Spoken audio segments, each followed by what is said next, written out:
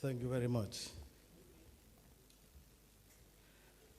Our dear Governor of Akwa-Ibom State, His Excellency Umar Bassi Eno, PhD. The Deputy Governor of Akwa-Ibom State,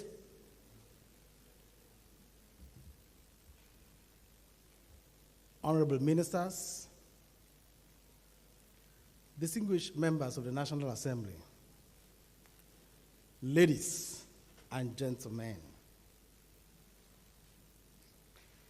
Your Excellency, I come here today to continue my work in assessing you. And that, rightly, I will do. If I have the pointer, I would like it. But if you have it, you can go on. I want to look at the rights agenda. And in your document, in our state document, this agenda is a socio-economic blueprint of this governor and his administration.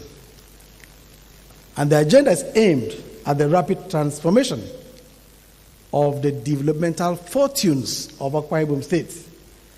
And it is anchored on 5 pillars and 17 focal points. This is what we are going to look at today. Your Excellency, and all of us in this banquet hall, for me, the overall goals of the rights agenda is nothing but to build for Akwa-Ibom State a smart, resilient, and diversified economy anchored on robust, innovative strategies. That is what I discovered from what you are doing in this state. You are building nothing but a very smart economy.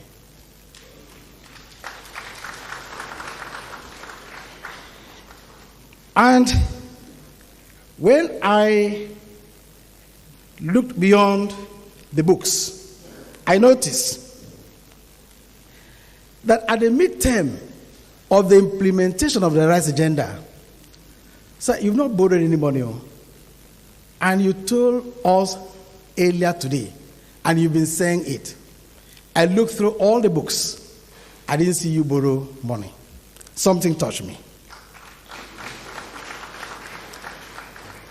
So my probe indicates the feat is expressly occasioned by fiscal discipline of the state government, indicated by fiscal transparency, which is timely report of accounting of your accounts, strict monitoring and compliance with procurement procedures, which you just said, which reduces leakages from government revenue and budgetary discipline, where this government aligns its expenditure with budgetary provisions. And in my assessment, I want to look at the inputs and outputs of the rights agenda. You've spent some money. Has it brought anything home? You've said so, but I want to look at it. And let us look at it together in this house. So we take the first focal point, which is in the first strategy or agenda, which is agricultural revolution. The objective, you have said, as indicated in the rights document, is to promote sustainable agriculture as a critical sector of the state's economy, to achieve food security and end hunger, and therefore improve nutrition. And agricultural programs that the rights agenda has implemented with benefits derived. The first one I saw was the multiplication seed farm plantation, which is robustly implemented by your agency through Minister of Agriculture. And what are the inputs or the outputs of this? First of all, the input. There is also your provision of agricultural processing machines, 25,060. Beneficiaries from grants that you've given in that sector, agricultural sector, 2,322. Quantity of farm inputs, 327,000. And processing machines, 13,060. And from that document, the total amount there is about 1.8 billion. That is what we've sunk in as input. What's the output? The outputs have been skilled and unskilled labor employed, 884. Farm inputs beneficiaries who are doing farming now, 40,900. Crop produced, we measure it in tons. We measure in the tonnage of crop produced. We have 2.07 million, and fish produced in numbers, 2.762 million. That is what is happening in the state, which you have said NBS should come and work with our state to see that something is happening in Akwa-Ibom state. And if you look at the table below, we summarize the number of farmers and farm produce, which includes, like we have stated, for crop, for fish, and for livestock. That is the estimated market value of what these sectors produce. Let us look at the impact of what has happened in the agricultural sector. There is increase in agricultural productivity, which has made the prices of agricultural products to go down. And with this, it beats down food price inflation. There is also rural development through improved access. The access we've made to these rural areas and improved access to them, to the communities, due to government intentional building of rural roads to access farm settlements and rural markets. Then, that is done for agriculture. The great leap that we have seen in the past 2 years. We have not even gotten to the third year. You know, it is only now we are planting. When we start harvesting, more is going to come. The rain will fall in Akwa-Ibom. And not bad rain, but good rain. That's what I've seen from your documents. In tourism, I was wondering whether you had a second after reading your documents and seeing the things you have done in tourism. The objective of your tourism blueprint is to develop the tourism and hospitality sector by leveraging the rich socio-cultural heritage of the state, making the state the estate or a tourist destination in the country. The additional objective is to maintain and advertise tourism sites in the state. Because we intend to make Akwa-Ibom, from your document, you intend to make Akwa-Ibom a destination and not a place where people just come and pass and go. That is why you've just told us, you will see later in our presentation what you have turned a ravine to be, where people are going to play golf now in ravine and even stay there and enjoy themselves. So the key projects undertaken by the RISE agenda include construction of Unity Park with a 20,000-seater amphitheater in Uyo, construction of a RISE resort in Uyo, restoration of old slave boats at Marina, Waniba, Oran, Ibom Towers in Lagos, and Ibom Hotels in Abuja. Then the 5,000 capacity Ibom Convention Center at Ibom Hotels and Shopping City. That is the table indicates the tourism the tourism activities that takes place in our state. In 2023, we had the initial, what we call Christmas Unplugged. The first Christmas Unplugged saw 1,700 people being employed. Tourists that came into the state in that year, 1.5 million. And we had 30 artists, kiosks, open space. But in 2024, you see the leap. And if we talk in percentages, it's more than 10%. That was just the first year. And we hope that this year, figures will triple. If we talk about our airport, you see the increase in the number of people coming into Akwa-Ibom State, boarding and disembarking from Akwa-Ibom, that it is increasing. It means that there's something that is attracting people into the state.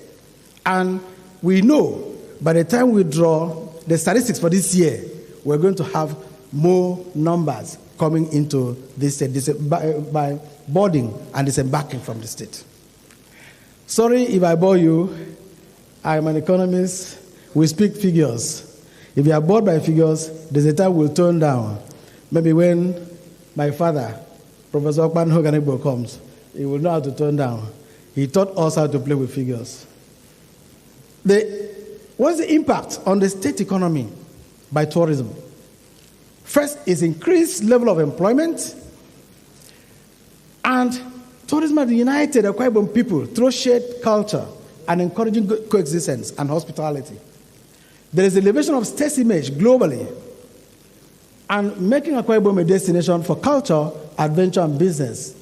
And there is also the attraction of foreign direct investment. There is no way you go to in Nigeria or outside Nigeria that people won't ask you about Edikangikong, Ekbang Kokwo. Those girls that dance that they twist their body and shift their body. That's the kind of questions I ask. And we are proud to have this in Akwa-Ibom. Let people speak good about us. We look at environmental management, what we've done in that area. The objective of the agenda is to ensure a sustainable environment, minimize human impact on the environment, and ensure a healthy planet for current and the future. And this is indicated in the SDG goals 1, 7, and 2, and 3. And the key activities undertaken, goals 3, 6, 7, and 8.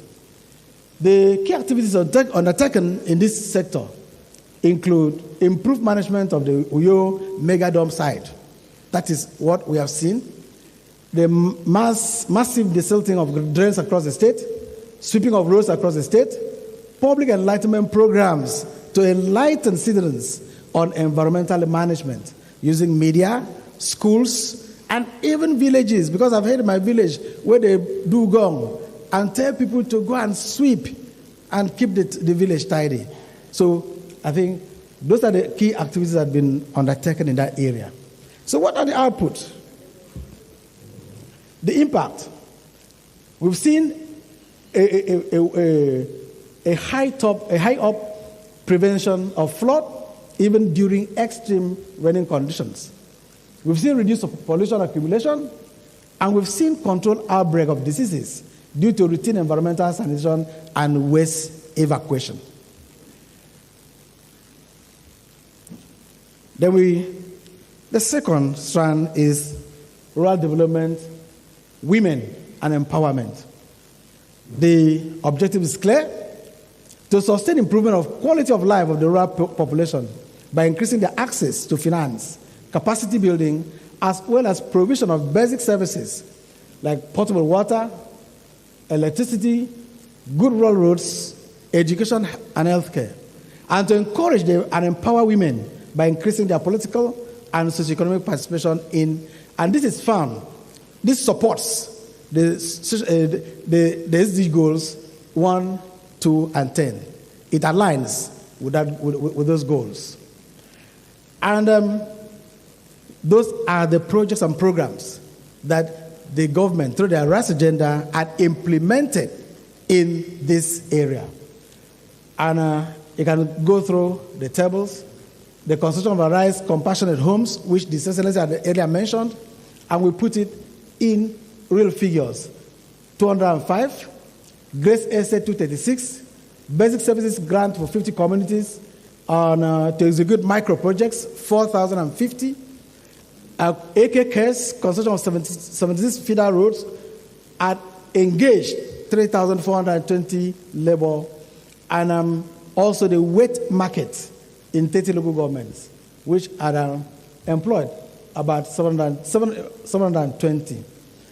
Then 60 Livelihood Collective, that is cooperative for value chain productivity, formation made of 77,058 women across the state.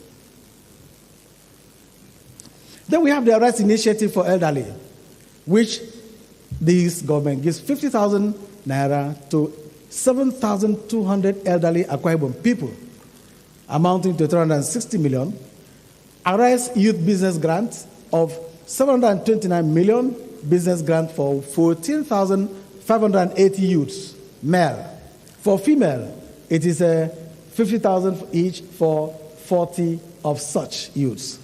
The 1.8 billion 6-month stipend for 30,000 youths at 10,000 naira each, and also 502.75 million one-off grant, or 50,000 to 150 grant, or 150,000 to 10,055 youths. Yet in Akwa-Ibom. It continues. So you can read along the table. Please, let's go. Finally, we have 1,560 social workforce benefited from 7 months backlog of stipends, monthly allowances, and social workforce benefited from 7 months backlog of our stipends, monthly allowance. Sorry for the repetition there. So that's what has happened in that area. So what's the impact? We see this impact, that about 502 Akwa-Ibom people from 50 communities now have access to ICT centers, health centers, motorized boreholes, through basic services grants, and the construction of 72 new federal rural roads and 30 wet markets across the state has enhanced easy transportation and distribution of agricultural products to final consumers. And also grants disbursed has stimulated economic activities across the state, increasing purchasing power and increasing the general well-being of the people in the states. Let's talk about infrastructure development. The objective of the agenda on infrastructure is to develop and maintain critical infrastructure to improve the standard of living, especially in rural areas, and to provide adequate, sustainable, and affordable higher developed housing in secure and developed areas, to promote efficient and effective and sustainable transportation, road, sea, air, and rail infrastructures and services. That's what the agenda says. If you want to read with me, you'll see and wonder where the state government is taking the money to implement all these projects at the same time in just 2 years of this administration. See from number 1, road construction, bridges, drainage, erosion control facility. That is the direct labor and indirect labor it has generated in the state. Victor International Airport, development stroke expansion, has generated 722 employment. The Arise Resort has generated 1,794. Maritime and passenger jetty in Oron has generated 137. Amphitheater has generated 219. Perimeter fencing at the Unity Park has generated 89. Please, if you go on, you will believe the governor that we have to sit down with MBS to look again at the level of unemployment in Akwa-Ibom State, because we must consider this as vast employment being open in Akwa-Ibom State. And you look at all this space, from Ibom Model Farm, Hotel in Lagos, Ibom Tower in Abuja, model primary schools, senior citizen center, all of these are capital projects that are being implemented by the government, which has generated so much employment. And with this employment, it makes people to have the capacity to spend and take care of themselves. Next slide. What's the impact of infrastructure development? The impact we've seen is a total of 105 road projects have been executed in the state. A total of 19,093 employment has been created. Construction of roads and bridges has reduced transport costs, enhanced free flow of movement across the state, access to market, increased food security, create both permanent and temporary jobs, promote intra and interstate commerce, and reduce road-related accidents. Because when you have good roads, you're not going to have accidents. Then let us zero down on ICT development, which is what is going to drive the smart economy that we are looking for. What have the state done in this area in the rice agenda? The objective actually is to drive efficiency, transparency, and accountability across public service delivery. And it is aligned to the SDG goals of SDG goal 4, 5, 8, and 9. And activities undertaken include the Unified Akwa-Ibom Public Servants Payroll Portal, which is very important. Shifting the payroll control and management from consultants to designated payroll officers. The creation of state pension portal to ensure automated transition of retirees while minimizing payment delays. Procurement portal as a gateway for vendors, contractors, and consultants. Digital food distribution portal, which enables food voucher distribution, which is what is actually what people were worried about when the governor initiated that program, that he wants to distribute food. How will he do it? But today, it's been done seamlessly. We have the Students' Bursary Portal that enables eligible students to apply for bursaries and grants. The Rice, Medium, and Small-Scale Portal that supports micro and small-scale businesses. And we have the Rice Youth Employment Portal, which creates a platform for employment, applications, and youth empowerment. You don't need to go to somebody's office to say, please take me because you're my brother or sister. You can be employed in Akwa-Ibom from anywhere. Once you visit that portal, they will sort you out and they will give you employment. So you don't need a godfather to get employment in Akwa-Ibom State. So those are the things. What they've undertaken and the impact obviously is great, which is what is going to ensue the smart economy that we are looking for in Akwa-Ibom State. Then on security management, sound educational and health sector management. We want the agenda wants to ensure the safety and security of lives and properties. And this is indicated in the Sustainable Development Goal 1, 3, 4, 5, and 10. And activities that we have seen in this area include the setting up of Ibom Community Community Watch with recruitment of 500 security officers, purchase of 14 number gunboats and 30 number operational vehicles to the Nigerian police, 50 number minibuses to security agencies in the state, donation of operational equipment to federal security agencies.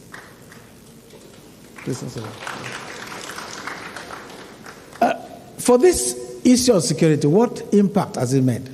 There's relative peace and orderliness in our state. I won't want to say there's abounding peace, so people who are not from this state will not come and make us not stay in peace. There is peace. Governor has said so. Abounding peace in this state. The state security services are combat ready at all times with its operational effectiveness. The local security networks has helped a lot in curbing excessive crimes like armed robbery, child trafficking, and kidnapping. These were very excessive in the state for some time before now. For education, we need the agenda wants to reduce illiteracy and promote high standard education system in the state.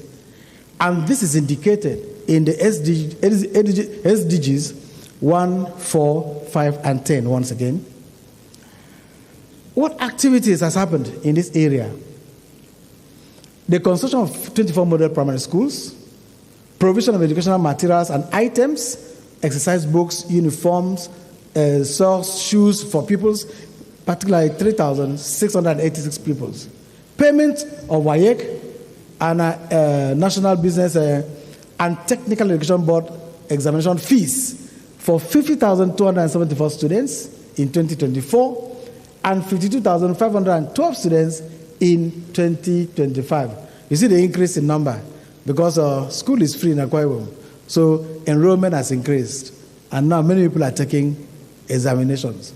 And 243 students with disabilities benefited from scholarship programs. That is just a tip of the iceberg of what is happening in that sector.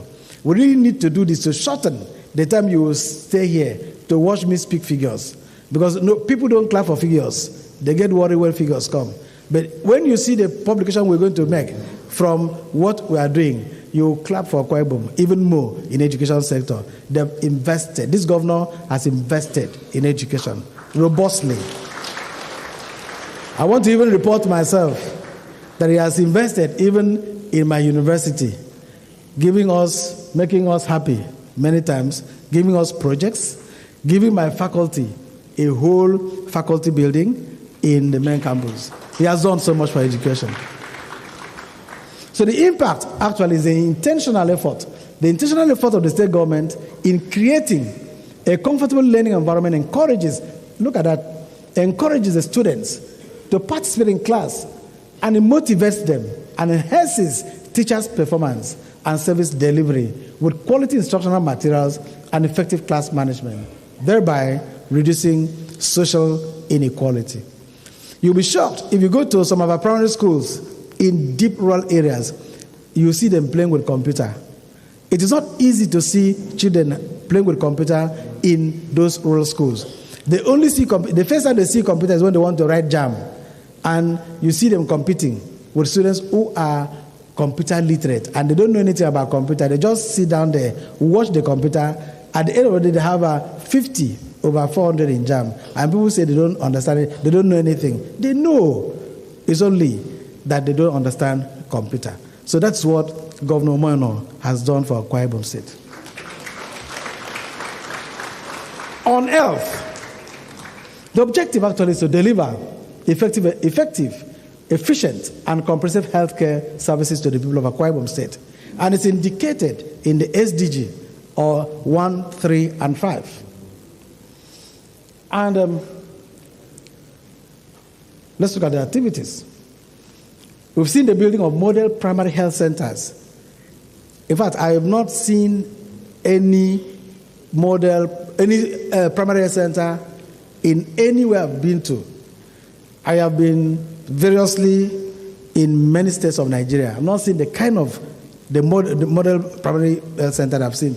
You see the picture. See those pictures there. Those pictures are not taken from the internet. Those are Akwa-Ibom. Every picture here is a Akwa-Ibom picture, and it indicates who we are. There's provision of free medical and health care services in this state to 2,185,640 persons. And there's registered, we speak now, Akwa-Ibom Health Insurance Scheme has attracted a registration of 122,636 people because people want to stay alive. Yeah. So what's the impact? There's huge reduction in mortality rate. And when it reduces, what happens? People are not dying again at 50. Now people are competing to die at 90 because there's increase in, you tell me later. Then let's look at economic, industrial, and social advancement. The objective of this, the diversification of the economy to foster the creation of income and employment opportunities, thereby reducing poverty And where this state are really focused is the area of its investment in Ibom Air. Ibom Air is tremendous in advertising the state, in bringing profit to the state. So let's look at the activities in this area, please. I gave only one activity, development of Ibom Air. And not just the development of the aircraft, but the facility that holds the aircraft. And we know that the government is working on the MRO facility, which is going to be, once it's completed, it will be the...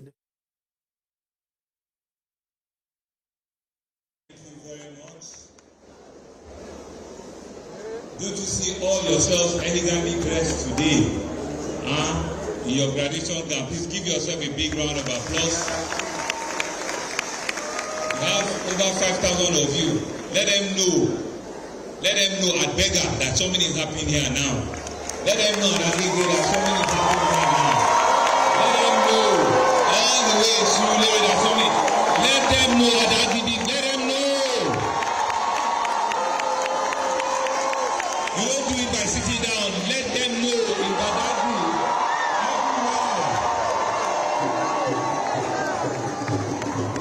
everywhere. Thank you. Thank you very much.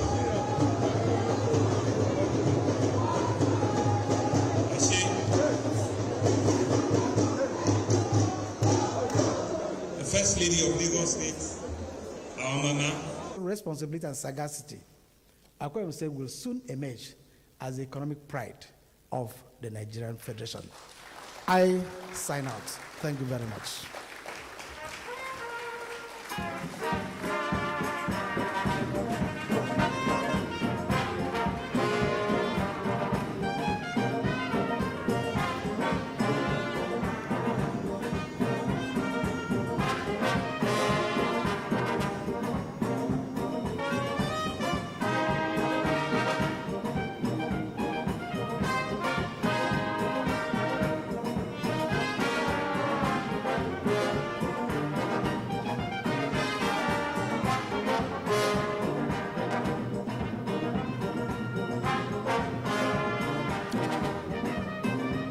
Thank you.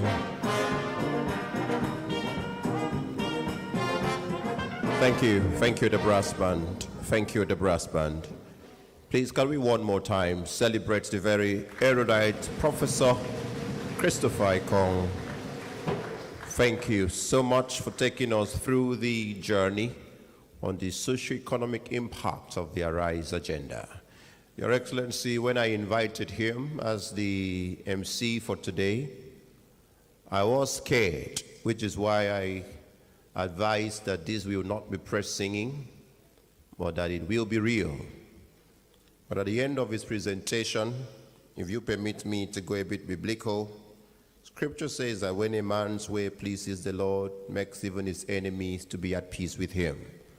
That is not to say that Professor Chris Sekong is an enemy of Pastor Moino.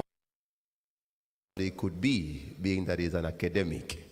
But the truth in his presentation is to say that Pastor Moino has done well. Please, can we one more time put our hands together to celebrate His Excellency Pastor Moino.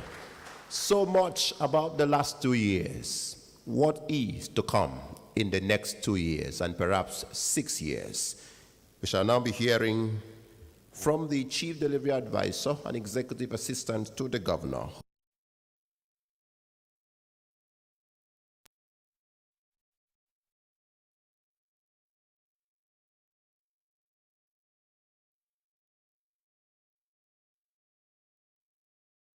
Akwa-Ibom State.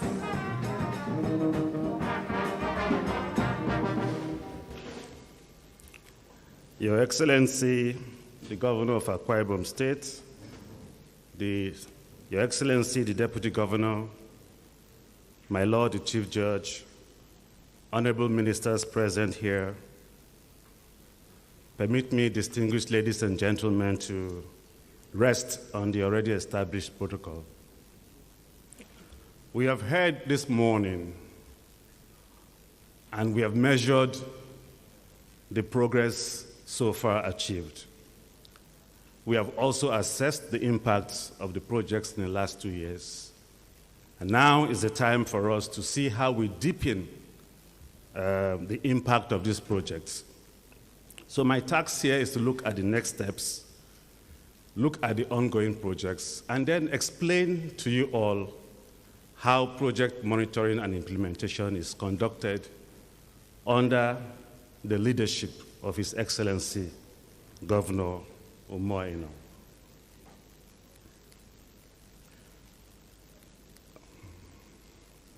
Overview of the Arise agenda. Please, you will permit us to belabor this point, because sometimes, for us, it's always easier for us to explain what we mean by the acronym Arise. So I'll just take a few moments to go through them. The A stands for Agricultural Revolution, Tourism and Environmental Management, boosting food production, agribusiness, promoting tourism, protecting the environment. The R is for Rural Development, Women and Youth Empowerment, invested in rural infrastructure and services, while empowering women and young people with skills that they need, jobs that they need, and opportunities. The I stands for Infrastructure, Maintenance, and Advancement, expanding and upgrading physical infrastructure, roads, transport, power, urban facilities to drive development. The S is for Security Management, sound education and health sector management, ensuring public safety, strengthening social services like education and healthcare for a healthier, educated populace. And the E for the Arise is Economic, Industrial, and Social Advancement, diversifying the economy, which you have heard today a lot about, through industrial projects, creating jobs, which is essential for economic growth, advancing social welfare programs to improve the quality of life. So this is what we mean when we talk about the vision of His Excellency, Governor Akwa-Ibom, and we say, Arise. Now, you've heard what we've done so far in the last 2 years, and talking more about the Arise agenda, you will see that it's the governor's roadmap to deliver the dividends of democracy across the state. In the first 2 years, we saw that this administration made significant progress on each of the pillars of the agenda. And it's also interesting to note that the Arise agenda aligns with the national development priorities of the federal government. And we'll explain that as we go along.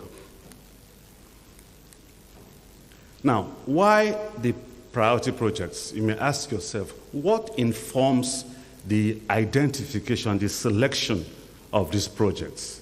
As you can see, they are meant for long-term impact. Each project has been carefully selected, not just to achieve immediate benefits for those who benefit from them, but to achieve long-term impact for sustainable growth and development. Now, the projects will elevate living standards for Akwa-Ibomites and will sustain economic growth. They will also bring about inclusive development. And if you all know His Excellency Pastor Akwa-Ibom, he doesn't do things half-heartedly. He likes everyone to benefit. So the whole idea is that these projects align with the governor's vision to empower communities and foster inclusive prosperity. And then the last, which is very important, is that all of these projects serve as a fulcrum to position the state as an end destination for tourism, and ensuring that the state can thrive economically beyond the current value proposition presented by the oil and gas industry. Now, these are finite resources. They finish over time. And even when they don't finish, they go out of fashion. For example, it will be cheaper to leave crude oil in the ground in the next, maybe decades than to bring it out of the ground, because nobody will buy crude oil anymore, because we're doing energy transitioning at this point in time. So if you go and see how these projects cut across the entire Arise agenda, and I'll explain as I go along. On agricultural revolution, tourism, and environmental management, currently we have 9 projects. And we have heard of some of these ones from Professor Ekong. Now, if you go to rural development, youth empowerment, currently ongoing, in the next 2.5 years, we are going to be finishing and implementing 5 major projects. Now, you may also not get the full picture because we call them 5 broad projects. But if you go to 13, you will see that there is 1 project per local government.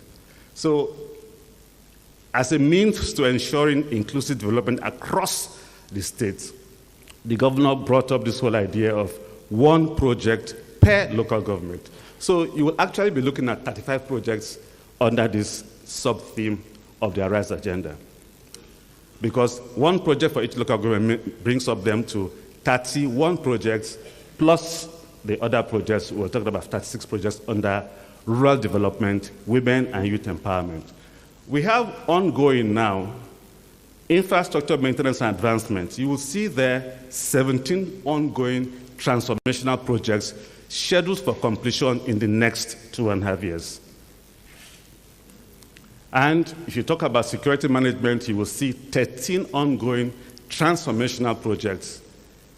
And you go on to 15, you go on to economic and industrial social advancement, you will see 15 transformational projects. Again, you may not get the full picture because if you look at 50 there, in the airport projects alone, we have 10 distinct projects running at the moment at the airport.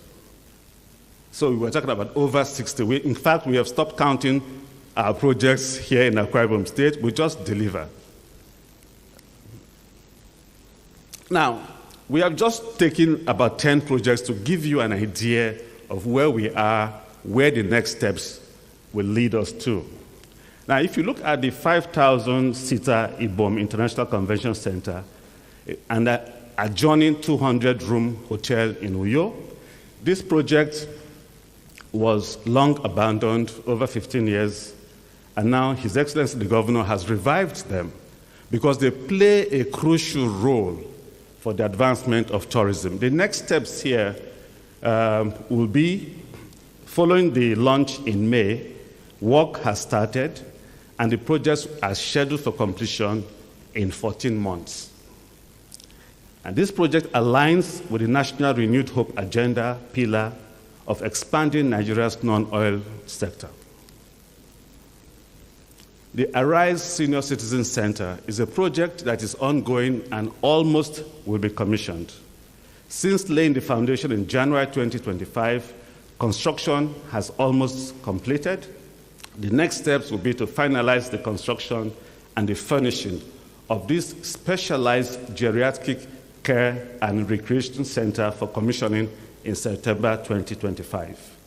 It's also in line with the Renewed Hope's human capital development priorities of improving health and social welfare for all citizens. Another project is this transformational project, the Intercity CNG-powered bus transport service. This is a twin-track development for the construction of a modern bus terminal with a maintenance yard, a training school, as well as a technical facility for conducting roadworthiness and testing of vehicles. It will also include the deployment of an initial 20 CNG-powered buses that will run along routes across the states. The next steps here is that groundbreaking has taken place and constructions have commenced, and we expect that they would expect to complete the design and the rollout of the bus routes, the bus stations, as well as the ticketing systems by the end of this year, 2025. Now, this project also addresses public transit and environmental goals by reducing commuter costs, carbon emissions, reflecting the national priorities of the federal government on enhancing transport infrastructure and adopting cleaner energy for economic growth. Now, this is another project that has been envisaged. It has started by His Excellency the Governor. It's a model secondary school project designed to improve quality of education and establish an ideal standard of learning across all secondary schools in the state. The next steps here will be to commence construction after the preliminary works, which are currently ongoing, and it is scheduled to be completed in 2026, next year.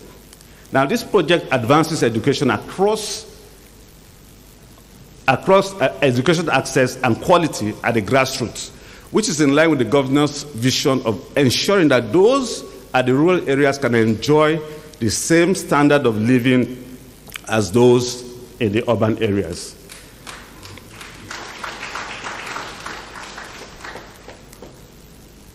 Now, this is one of the major projects ongoing.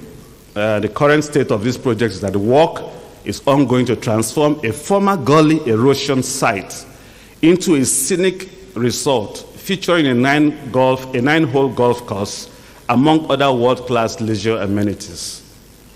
The next steps on the Arise Resort is to finalize the construction to completion in 2025, and this will boost tourism inflows, create jobs in the hospitality industry. It also aligns with the national agenda for economic diversification, leveraging tourism to broaden Nigeria's economic base. This resort project taps into the creative economy as well and will attract visitors, contributing to national tourism development. Another transformational project is the Oron Maritime Project, currently ongoing and scheduled for completion within the course of the current administration. So the Oron Maritime Infrastructure Hub was flagged off in March 2025. It entails reconstruction of the old marine jetty to a modern marine terminal, including shore protection, new terminal building, warehouses with cold storage, dedicated jetties for cargo and passengers. Next steps is to finish and commission the projects to enable full operations of the hub, including the launch of modern, safe ferry services between Oron and Calabar, for example, and the projects are scheduled for completion by December this year. It also links to the national development priorities of enhancing maritime transport infrastructure, regional connectivity, in line with national development priorities. More importantly, it also contributes to Nigeria's blue economy ambitions by developing coastal transportation and trade.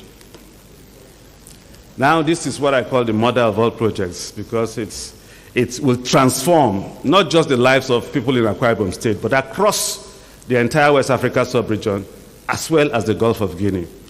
Now, this is a 350-bed purpose-built tertiary and quaternary facility that will position Akwa-Ibom State as a center for excellence for the provision of advanced medical care in Nigeria, West Africa, as I mentioned earlier, and the Gulf of Guinea sub-region.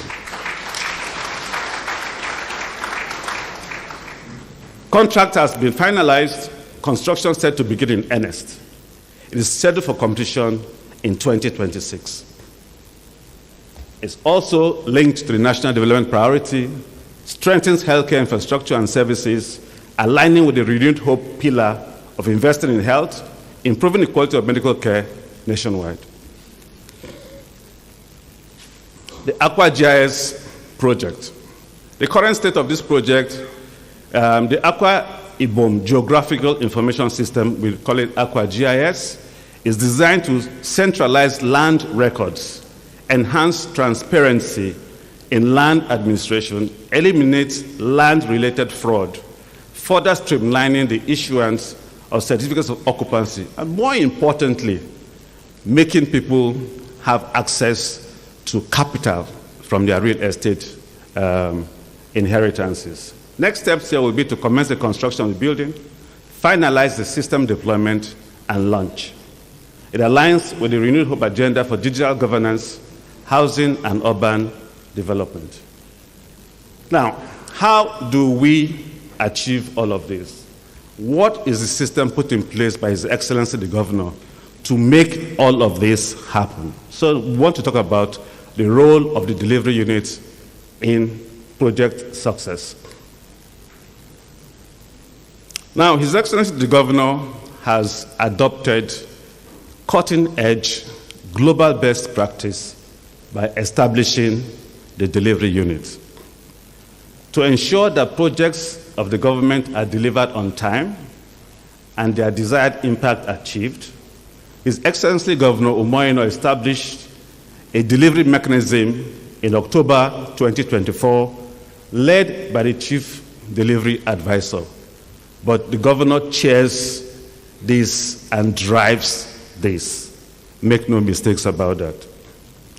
The delivery unit functions as a special monitoring and implementation task force, separate from the day-to-day bureaucracy of the civil service. And it brings together a team of delivery advisors attached to specific projects, as well as a project monitoring and implementation team within the Governor's office, focusing entirely on the implementation of priority projects.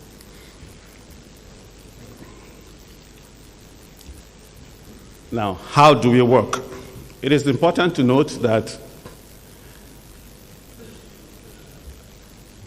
there are certain key highlights that make the delivery unit stand out.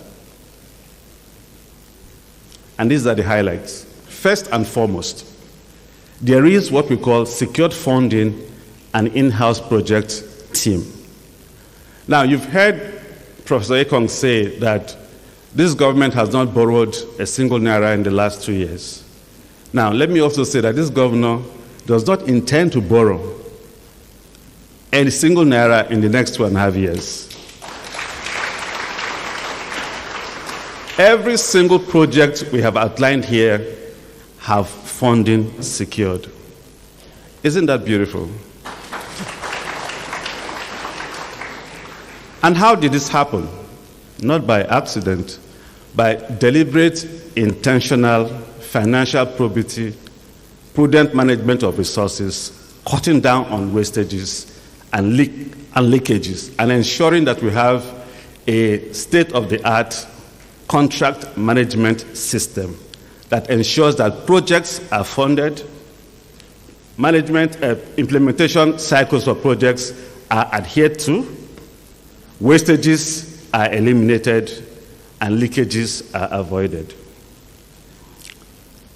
So, to ensure the viability of projects, cost-saving measures have been introduced through the establishment of an in-house project monitoring team. So, you have a sort of a replica of the Ministry of Works in the Governor's office.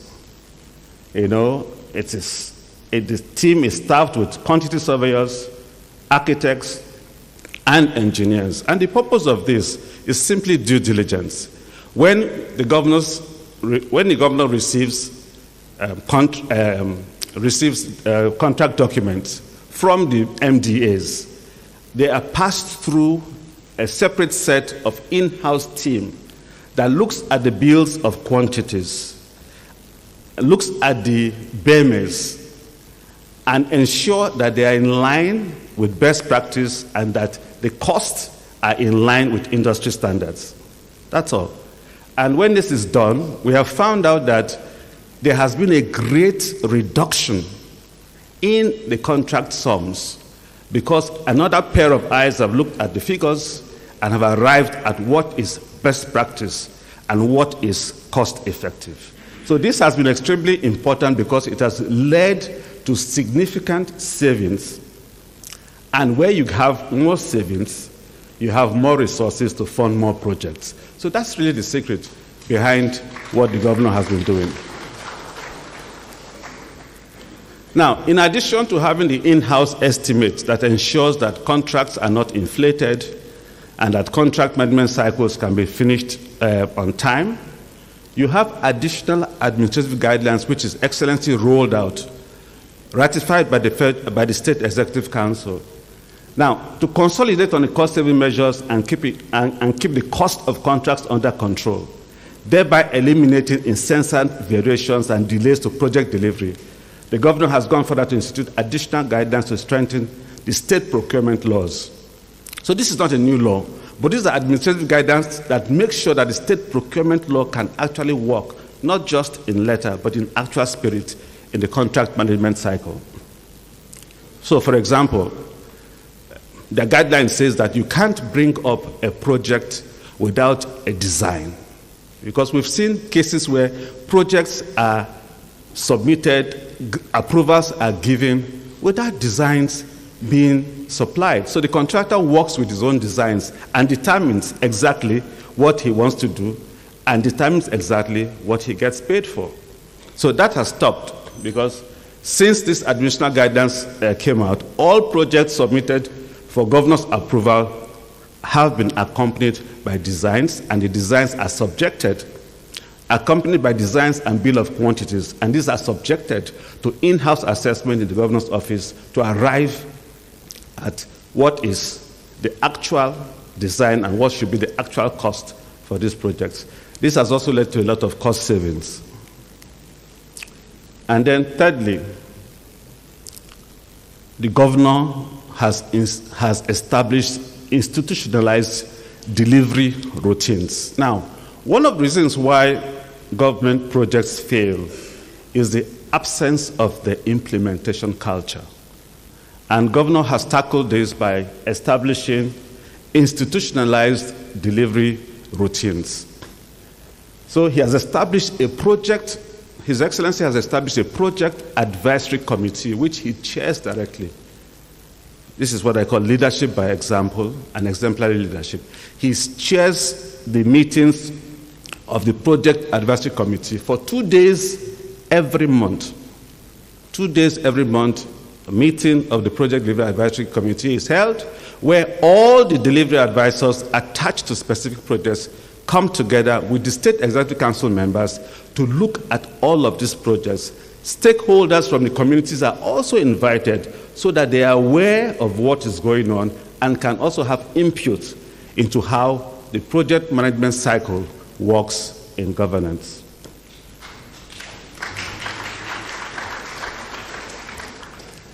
And I said earlier, the governor also appointed project delivery advisors assigned to specific projects. So it takes away the drudgery where commissioners are often, looking at other matters and may not have the attention to focus on specific key projects. And so delivery advisors are appointed to specifically, and most of them are subject matter experts, and also those who have institutional memories, have been in government before, they understand these projects, they have relationships with the ministries, and they can engage them. So the project advisory meetings resolve problems in project management, provide solutions, and help us to make progress. So these structured routines promote transparency, accountability, timeliness, ensuring that all projects are delivered efficiently and effectively. Now, His Excellency has not worked alone on this. He has also invited partners from the international communities who are experienced in the delivery mechanism, and we have been working closely with the Tony Blair Institute, as well as we are now working with the UNDP to strengthen these delivery mechanisms. Conclusion. So I will say that the delivery unit in the governor's office is the engine room established by His Excellency the Governor of Akwa-Ibom State, Pastor Umayno, to bring his vision of the Arise agenda to fruition. The vigilant tracking, coordination, and problem solving embarked upon by this unit will be crucial in the next 2 years to deliver and sustain the dividends of these projects.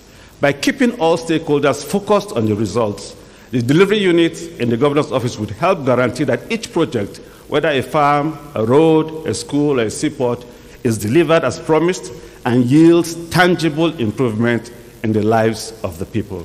This proactive approach to governance gives confidence that what next, outlined in this presentation, will indeed be achieved, ensuring that the Arise agenda leaves a legacy aligned with both state and national development aspirations.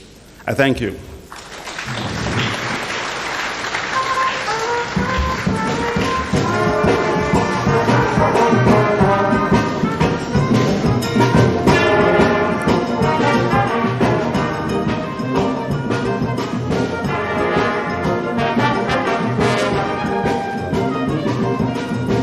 Thank you.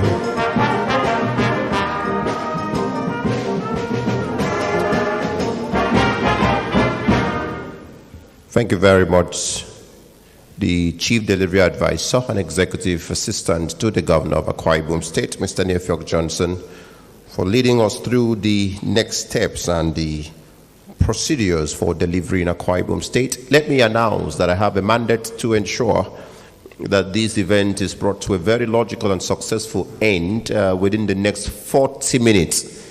That is, if you check your time at 2 p.m., we should be done with interactions here. But at this moment, we are supposed to have the Managing Director of the Akwa-Ibom Investment Corporation, who would come to lead our guests, especially those who have come from outside the state, to see and appreciate the investment opportunities in Akwa-Ibom State, especially those that have been brought up by the actual implementation of the Arise agenda. So it takes the next 5 to 10 minutes to show us the investment opportunities in Akwa-Ibom State through the Arise agenda. Please, can we put our hands together as we bring up Pastor Imoabasi Jacob, the MD of Akikop. Can we make the applause louder for a very noble gentleman? Please make it louder. Thank you, Your Excellency, our Governor, all the distinguished stakeholders that are here. Permit me to stand on an abbreviated protocol. I have been asked to unveil the investment outlook of our state. As was already introduced, my name is Imoabasi Jacob. I serve as the Managing Director of the Akwa-Ibom Investment Corporation. I need to take a minute or two to tell us why and what we do. Akwa-Ibom Investment Corporation, Akikop, is the investment arm of the government established by the law of the state and is charged with enormous responsibility of managing all of these investments of the government and serving as an investment trust and holding company. We sit on all boards of our companies and as represented by the section of the law that established the corporation. What do? We undertake investment promotion and custodial activities. We facilitate the development of entrepreneurship in the state and promote corporate governance amongst all of our entities. I want to thank His Excellency for restoring the lost glory of Akikop. Today, by the proclamation of the ESCO, all investment have been returned to Akikop, and Akikop sits on all boards. Indeed, the MD sits at ESCO, because this is how much investment is important to the state and to His Excellency. Ladies and gentlemen, let me unveil our state as a destination for investment, a destination where investment opportunities, a powerful vision, as we have seen and heard about the Arise agenda, and preparedness have all converged to give maximum advantage to discerning investors. And I know some of you are in this hall. We ask you to take advantage of some of the things you will hear that is happening in the state. Now, our goal is simple.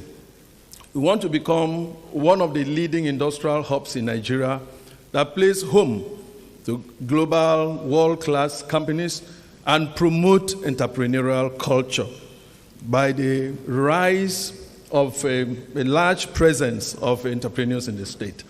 All of this has been made possible by the Arise agenda. What I'm going to present is a trickle-down effect of the impact of the Arise agenda on the whole economy, and indeed presenting an investment destination in our state. Thank you, Your Excellency, for giving us the Arise agenda. The outlook of our investment has been made possible by this agenda, and I'd like to approach it like this. First and foremost, in our state, we are fortunate to have created economic gateways. So what you heard as projects are actually intentionally being programmed to open access to the economy. Because in economic planning, access is very important. An economy is about the freedom of movement of goods, services, capital, and all that. So over the years, we have intentionally created 3 economic gateways to confer an advantage to the state in terms of access. We are accessed by air, by roads, and by sea. So what you heard about as projects are actually economic triggers that present the environment as the environment of choice for discerning investors. I'll take you through some of them. You've heard the story. But by air, we access by Akwa-Ibom Airlines. You don't know what that airline has done to us. It has brought people, conferences are being held here. This was a landlocked area where no major events take place. But because of access from Akwa-Ibom Air, people are coming here to do conferences. We're establishing the Victor Otta International Airport as a hub. We're building a smart terminal, MRO, and then the aviation village. As businessmen and women, this means a lot to you because it will reduce your cost of doing business. It will give you access to markets, and we're bringing the rest of the world to us. We are connected also by roads. Our inner city, intercity roads are one of the best. In Akwa-Ibom State, roads are not projects. They connect us to market. They bring the rural economy to the urban economy. They reduce the cost of transportation and cost of doing business. And His Excellency has, apart from the CNG bus, the mystery is the 7th mystery, 7 wonders of the world, because we're going to link people that are coming into the state through the airport to the inner city and distribute them to the various arteries within the state, up to where you have the Polytechnic, Ikoro-Sura, up to Ekit. Thank you, Your Excellency, for increasing the number of the fleet. As we speak, our team are en route to Turkey to discuss with the manufacturers of the bus. This project will be launched this year. His Excellency has also directed that we should explore the opportunity of having light rail network in the state. And that in itself will position us as a destination that must be destination. Then, of course, by sea. These are the 3 major gateways for an economy to be opened up to the rest of the world. We're taking Akwa-Ibom Deep Seaport to the next level. And this is not just a seaport development. We are capping it with an industrial city that supports the activities at the port. And then, of course, the location advantage of the seaport. We are open to the Gulf of Guinea, which means that we are connected to the world. We don't have to go through the route of Atlantic Ocean or this other route that is. And, of course, it will serve the economic needs of the region and beyond. This, for any discerning investor, is a major opening for your business. It supports your business. Your Excellency, permit me to also look at the economic zones that operate in our state. These are very important because you use economic zones, like it's happening in the Asian tiger countries. They develop industrial parks to be able to bring a large presence of companies together with shared facilities, reduce the cost of doing business, and promote economies of scale. In our state, we are fortunate through the dint of hard work by our leaders, past and present, and most importantly by His Excellency, to have the following economic zone. The Liberty Oil and Gas Free Trade Zone is home to many companies, global companies, that would enjoy the advantage of tax-free incentives and holidays and all that.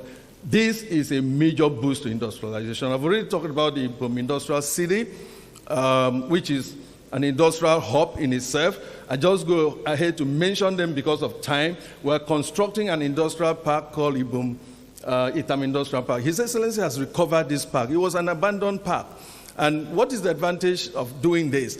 It will provide a hub for our businesses to move into that park, enjoy access to power. We're connecting it with the gas corridor and making sure that they have utilities and facilities that will reduce the cost of doing business. And in addition to this, His Excellency has directed that we have an incubation hub. What does this mean to us? Our young people who are trying to access market but don't have any platform to trade from can start from this hub until they are mature to be sent to the market. Thank you, Your Excellency, for giving us this concept. Next, I can mention other Akwa-Ibom international market. You know what this will do. It will promote trade along the region.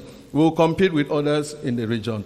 This is a PPP arrangement supported by global partners. Ibom Solution Hub is an industrial park. We have another one, Akwa-Ibom Export Hub. This project is supported by IFC. These are major arteries for development. So when you talk about projects, interpret it in the light of the economy. What does it do? What has it done to the economy? How can it help you and I to have an environment where you can thrive and do business and make maximum return? Your Excellency, I would like to also signpost to us that apart from the economic zone, you have also delved into the real estate sector, because you've reasoned that as more people are coming into the state, they need to have the houses, the office space from which they can operate. And you are doing this as a pilot. Your Excellency, today we're seeing development in real estate. People are coming to us in the investment house to ask for partnership in developing their own properties. If you walk through the Odom Emmanuel Boulevard from the Mbiabong roundabout, you can see high rises coming up. Your Excellency, this is a major signpost that you have put. Of course, our signature projects in this area are as follows: the Wet Luxury Gardens, a gated city estate that hosts about 35 units. And this is for the premium customers who are coming into the state to do business. They must have a decent place to stay. We also have done an office space, through the Odom Emmanuel Towers. Today, IOCs and multilateral companies are coming in to find space here. These are signpost projects. We're just pointing the way. We're doing a project in faraway Lagos, the Ibom Towers, because this is a premium market for real estate. We are maximizing our returns by going to that mature market. We make money and come and do other things in the state. In the area of real estate, thank you, Your Excellency, for giving us this direction. And then tourism, as you've heard in all the other presentations, the pointer to the future of our economy is tourism. What is tourism? People coming in with their money to do business in your state, coming in as visitors with their bags full of money, but they don't live with their bags full of money. And the trickle-down effect is that the guy selling guguru on the road, the transport person at the airport, everybody will benefit from all of this. The state is going tourism, and we have created tourism assets. Time will fail me to mention all of them, but I would like to point to the following. We've already talked about the International Convention Center that will host up to 5,000 people at a time. You can imagine what this will do. This is a destination. I want you to see everything I'm saying here as the Arise agenda through His Excellency, putting Akwa-Ibom as a destination of choice that is open to the rest of the world. This is a major project. Of course, it's capped by the International Hotel that will provide. And what is more, around this place, the His Excellency has developed the Arise Shopping City. Kigali doesn't have this. Kigali gives you a convention center and a hotel. But we have learned from their model, we have topped it up. The Arise Shopping Center will give you will give the state a leading edge. Because people coming to do business, coming for conferences, don't need to go too far to meet all of their shopping needs. And of course, in this tourism sector, you have heard of other things. Ibom Hotel and Golf Resort is being refurbished as we speak. The golf area is a tourist attraction in itself. It's still in this area. Of course, our hotel in Akwa-Ibom, currently trading as 4 Point. What we're doing with our hotels is that we will converge all of them into a single brand called Ibom Hotel Brands and managed by our own management system, own personnel, so that we can position the brand. That's why we're also doing a hotel in Buja, okay? So all of them will be managed from the hotel group that we're creating. His Excellency has directed that we start recruiting and putting in place a management system that can run these as a business. Every project that you've heard about in the previous presentations ends up as a business, because the governor is a business governor. This is the only governor that asks you for cash flow before a decision is taken on a project, or asks you for a business case before a decision is taken. And so a job is cut for us at Akwa-Ibom to be able to manage this and convert these projects into wealth and create a commonwealth for our state. Of course, the CNG bus, I will not belabor that. It promotes tourism. It would help us as a tourism. Of course, the Ibom International Hospital, behind the medical care, is a tourism trust. It will drive in people to come into the state. And the way it is conceived, you get everything, even those coming to attend, coming with you for the hospital admission, will have hotels around about to stay. And it's part of a medical corridor where you have all the medical businesses, related businesses set up. We're planning for pharmaceutical companies to be sited in this corridor. We're planning for bonded warehouses to store drugs so there will be no shortage of drugs. Your Excellency, I wonder where you get this inspiration from. Because it is real. It is the real thing. It's the real deal. And I will not labor more on this because it speaks to itself. The Arise Resort has been spoken about, the sport tourism. So from sport tourism to medical tourism to leisure, we have it all because the future of our economy is tourism driven. We need the money, and the money is coming from out of town. Of course, in that Greek area, the model farm is more than a farm. We're going to put non-farm assets, hotels, resorts, swimming pool, place for wellness, recovery, people wanting to recover in a natural habitat. This is the place. We cook our own food. The hotels will thrive, as a medical, a tourism asset. The farm, rather. Now, I need to talk about the energy asset, because all of these things will need significant amount of energy to power the new economy, the new Akwa-Ibom economy. And we are spot on, because we, as Akwa-Ibom State, are fortunate to be the energy hub of Nigeria, because we have the large presence of facilities along the energy value chain to be able to leapfrog today, to kick off today. From gas to generation, transmission to distribution, we have enough assets to start. So we're taking advantage of the reform in the energy sector, and we're launching out an energy reform program. We've signed into law the energy bill. We've put policies in place.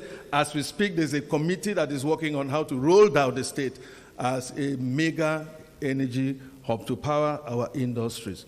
Let me also freely speak that we are talk and do.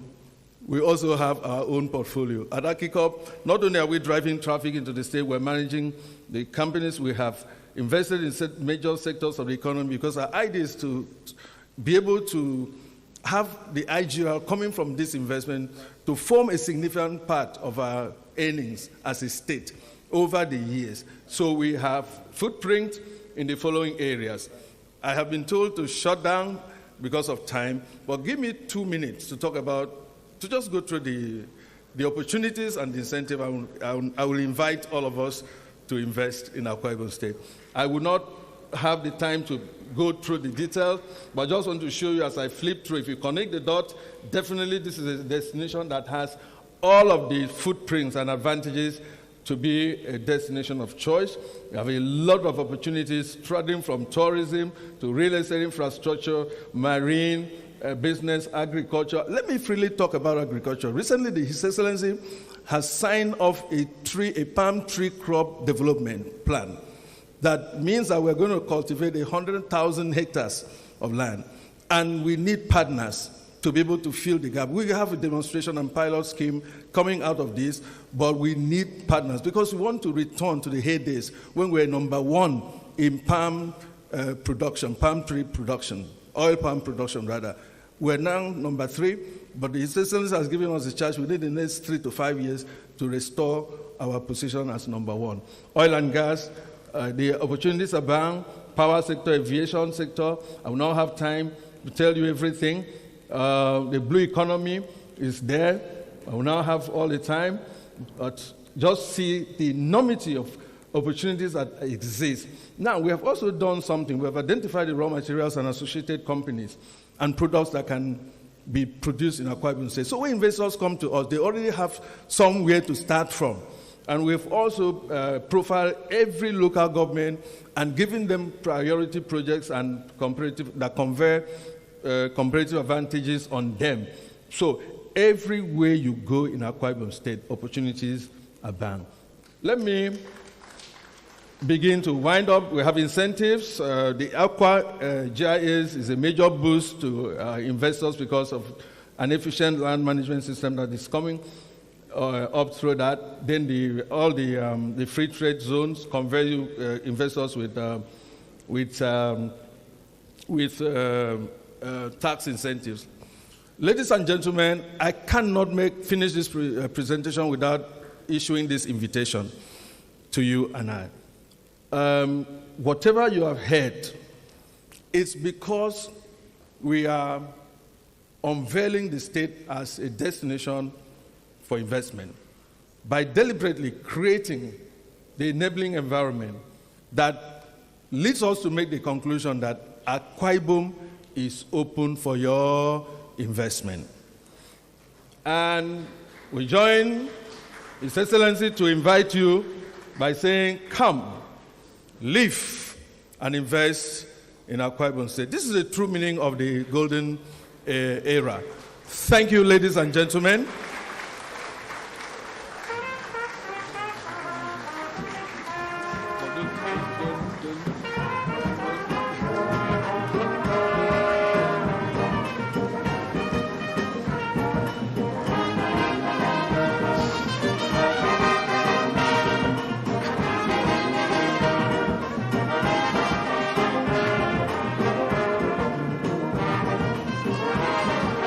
Thank you.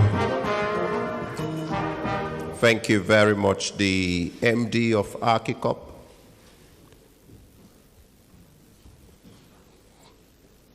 Pastor Imo Abasi Jacob.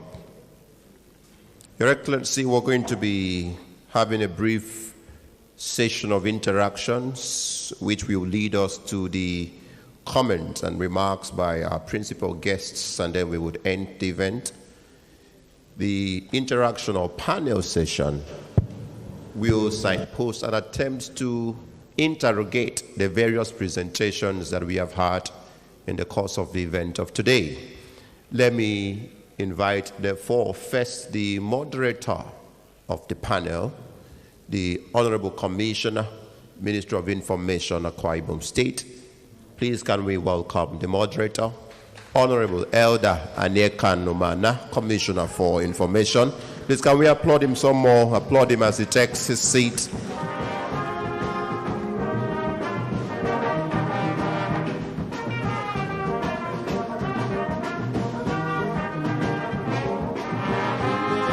Thank you, the brass band. The chair of the panel, our leader, Akwa-Ibom's Gifts to the World, Professor Akpan Hogan Ekpo. Please can we celebrate him as he also comes. And then, of course, the brass band. We can come back at the end to save time. We'll also have another member of the panel, the foremost anchor of Moneyline on AIT. Please can we welcome Mrs. Nancy Lo Naji. Sometimes she is a chief, but today we go with Mrs. Please can we put our hands together to celebrate and welcome her. And then, of course, the last member of this very strong panel, the one who doesn't love anything in soft copy, prefers hard copies. Please can we welcome Mr. Terry Ekumi. Please can we put our hands together, celebrate and welcome him from Channels TV as he also takes his seat on the panel to be anchored by the Commissioner for Information, Akwa-Ibom State, a gentleman who is very familiar with the terrain. As I had mentioned, they will attempt to interrogate, accept, and also make us have some further understanding on the subject of the various presentations that we've had here today. Please, I'll hand over to the Honorable Commissioner for Information. Really hard to say, but please don't exceed 16 minutes. 15 minutes rather, thank you. Thank you so much. Your Excellency, the performing Governor of Akwa-Ibom State, Your Excellency, the Deputy Governor, Your Excellency, the Honorable Minister, for Budget and National Planning, Honorable Minister for Petroleum and Gas, our distinguished guests, ladies and gentlemen, dear panelists, you're welcome to this session. Your Excellency, this afternoon, it is my pleasure to welcome everyone to this very brief part of this very insightful and important engagement, which is the public presentation of the socio-economic impact of the ARISE agenda in 2 years under the theme Measuring Progress and Deepening Impact. Today is not just ceremonial, it's about evaluating milestones and assessing performance and providing numbers and data that will help in planning and help in putting forward what said in the perspective that should be understood.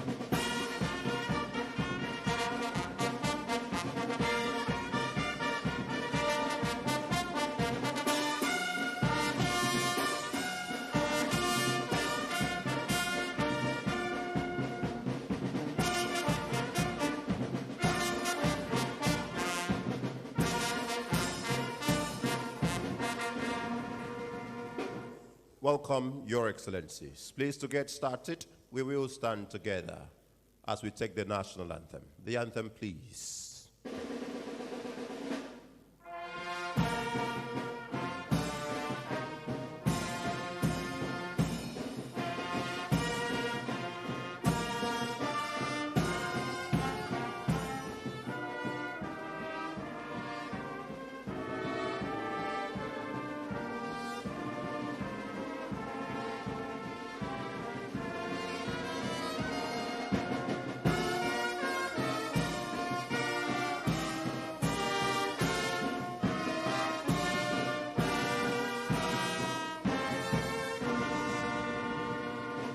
Please, we will take the Akwa-Ibom state anthem.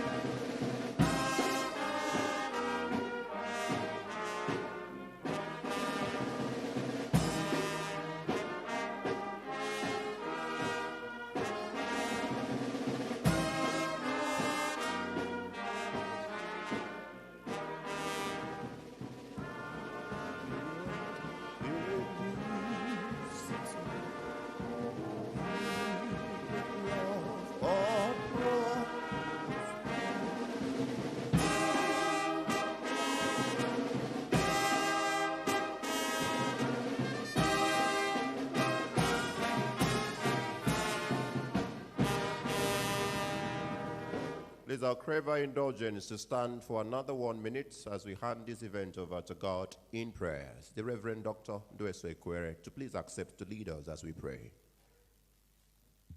Shall we pray together?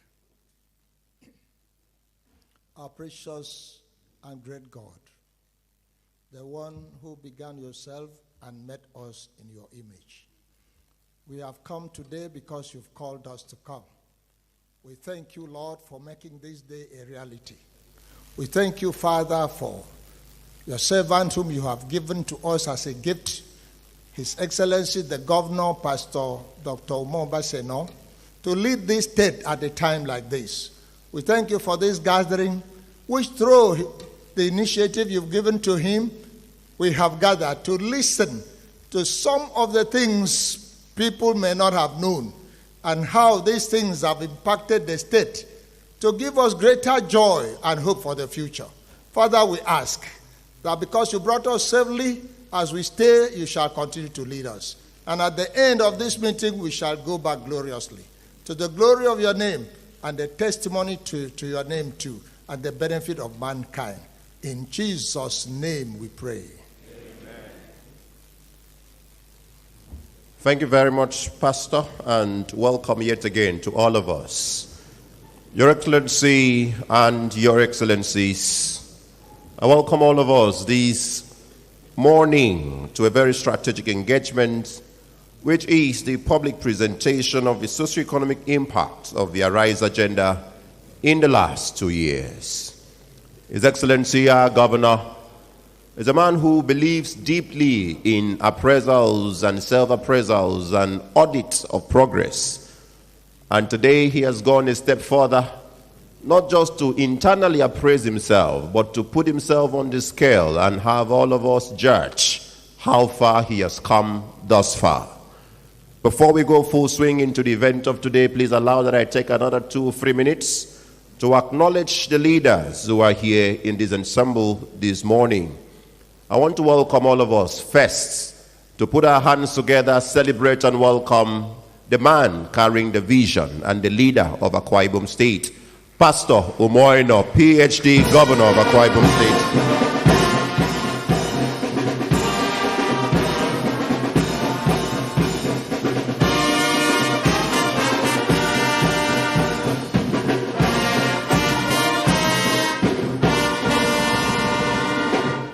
Thank you very much. We acknowledge the brass band who would come back somewhere at the end for want of time. We acknowledge the Deputy Governor of Akwa-Ibom State, Her Excellency Distinguished Senator Dr. Mrs. Akone Yagayi. Please can we celebrate her? Let me also acknowledge respectfully the Chief Judge of Akwa-Ibom State, who is also seated. Please can we celebrate her? Honorable Justice Ekaite Obot, we celebrate your esteemed presence. Let me acknowledge respectfully our leaders who are here. Of course, as you know, they are here to support and, of course, to promote the vision of His Excellency the Governor and to also see what has been going on in Akwa-Ibom State in the last 2 years. Let me welcome the Honorable Minister Budget and National Planning, who is here in Akwa-Ibom State today. Please, can we celebrate His Excellency Atiku Bagudu? Please, can we put our hands together to celebrate him? We welcome you and we are truly honored to have you in Akwa-Ibom State. Let me acknowledge our own minister, the one who works with him in Abuja, His Excellency. Let me acknowledge the Honorable Minister of State for Petroleum Resources, Gas, Obongeme, Ekbo. Please, can we put our hands together to celebrate him? Thank you so much. We honor and appreciate you. From the Governor's Forum, before we move over to other dignitaries who are here, let me acknowledge the representative of the Governor's Forum who is here in Akwa-Ibom State today, Professor Abba Gambo, who is the Agric Advisor, Nigeria Governors Forum. We welcome you and we're truly, truly honored to have you in Akwa-Ibom State.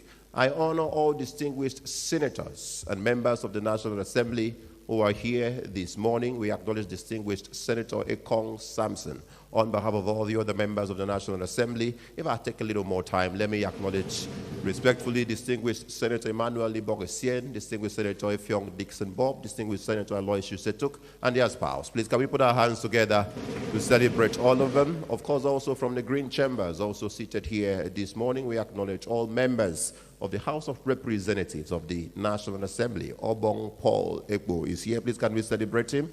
The Honorable Martins Hasten is also present. We acknowledge you. The Right Honorable Emil Kohn is also here. And, of course, Honorable Dr. Patrick Umar. Please, can we put our hands together to celebrate all of them? Thank you so much for finding time to be here. I acknowledge the Director General of Campaigns, Nigeria's former ambassador to the State of Russia, His Excellency Chief Assam Assam, Senior Advocate of Nigeria. We are very delighted to have you in our midst. Your Excellency, let me acknowledge respectfully all members of the Akwa-Ibom State House of Assembly who have joined us here. We acknowledge all of you. I acknowledge respectfully also the Secretary to the Government of Akwa-Ibom State, Prince Enobongowa. Please, can we put our hands together to celebrate him? The Head of the Civil Service, Elder Effiong Essien, is also here. The Chief Delivery Advisor, Mr. Effiong Johnson, is also here. Please, can we celebrate all of them? I acknowledge respectfully all honorable commissioners as I begin to engage the reverse gears, because the protocol would be rather too long if I want to exhaust all the people who ought to be honored. But I acknowledge all commissioners who are here. We appreciate your presence. Let me use the honorable commissioner in charge of the Ministry of Budget and Economic Planning in Akwa-Ibom State, Dr. Linus Nkan, to acknowledge all of them. Please, can we put our hands together to celebrate him? Please, through you, we acknowledge all commissioners who are here. I acknowledge all our leaders, all our elders. Distinguished Senator Bishop Helen Eswen is seated to this side, and of course, Distinguished Senator Efyong. We acknowledge all of you, and we appreciate your esteemed presence. I acknowledge all the leaders, the stakeholders of the Akwa-Ibom State Project who have come out here, so many of you. Time would fail me to begin to acknowledge all of you by name, but I think beyond contention, the oldest of them all, who is always here to support the vision of His Excellency Pastor Moino. Please, can we acknowledge and celebrate Abong M.A. Afangide? Please, can we put our hands together to celebrate him? Please, we acknowledge all the others who are here, and we truly appreciate all of you. Your Excellency, some strategic partners, some strategic guests have joined us here. Let me acknowledge, because what we're doing here today has great pinnings with the statistics in Akwa-Ibom State, from Akwa-Ibom State to the nation.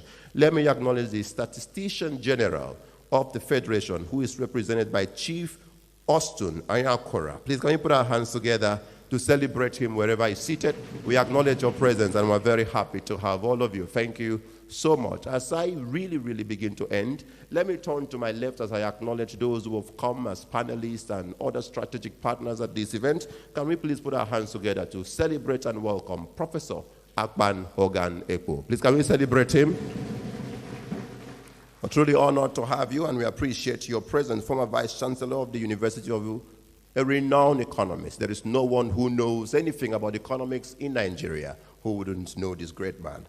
Let us also acknowledge respectfully Mrs. Nancy Ilonanji, who has also joined us here. Please, can you put our hands together to celebrate and thank you. We also want to acknowledge Mr. Terry Ikuni, who is also in the building. We acknowledge you. Thank you very much. And of course, Your Excellency, a great man who has come to join us in the happy hour state, even if I say so. Please, can we celebrate Dr. Ruben Abati and spouse? Please, can we celebrate him? Thank you.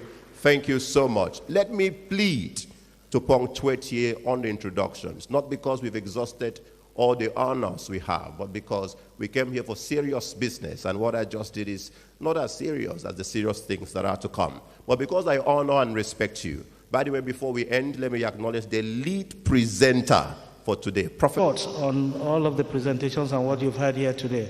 Over to you, Moneyline. Good afternoon, Your Excellency, the Governor, Deputy Governor, ministers here present. It's good that the Minister of Budget and Economic Planning is here. Of course, the leaders of Akwa-Ibom here. I'm pleased and humbled, and thank you, Excellency, for the invitation to come here, because what I do every day on my program, beyond the national economy, take a look at what states have done. And I don't know how I can speak again after Professor Ekpo has spoken, because all the things Prof said, I wrote them down here. But let me also just emphasize a few things. The governor said earlier on that even if we want to criticize, we have to criticize objectively. And I don't think that my job will be well done if I leave here and give this government a pat on the back and not say, oh, you guys are doing fantastically well, but I also see where you can do better. Prof has succinctly said it. Since yesterday I came in, I've made it a point of duty, even around my hotel, to ask questions. Yesterday, immediately I came in, before I entered as I dropped my bag in the room, the protocol guy or the hotel guy can attest to it. I went to the spa. In fact, I asked the protocol guy, is there a spa here? And he said, okay, fine, the hotel has a spa. What time does your economy close? I hope Nsikak is here and he can bear me witness. I asked, what time does your economy close in Akwa-Ibom? All those things matter. And when I went to the spa, I had discussions even with those coming out of the gym. And I was told, I asked questions, how is the governor doing? In fact, one young lady came to meet me yesterday and said, she was a bit fuzzy. Now, why am I asking these questions?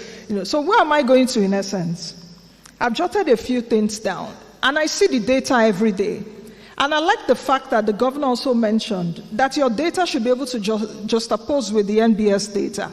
Looking at your data, even talking about inflation, Your inflation rate, I think, is about 22.18%, close to the national average.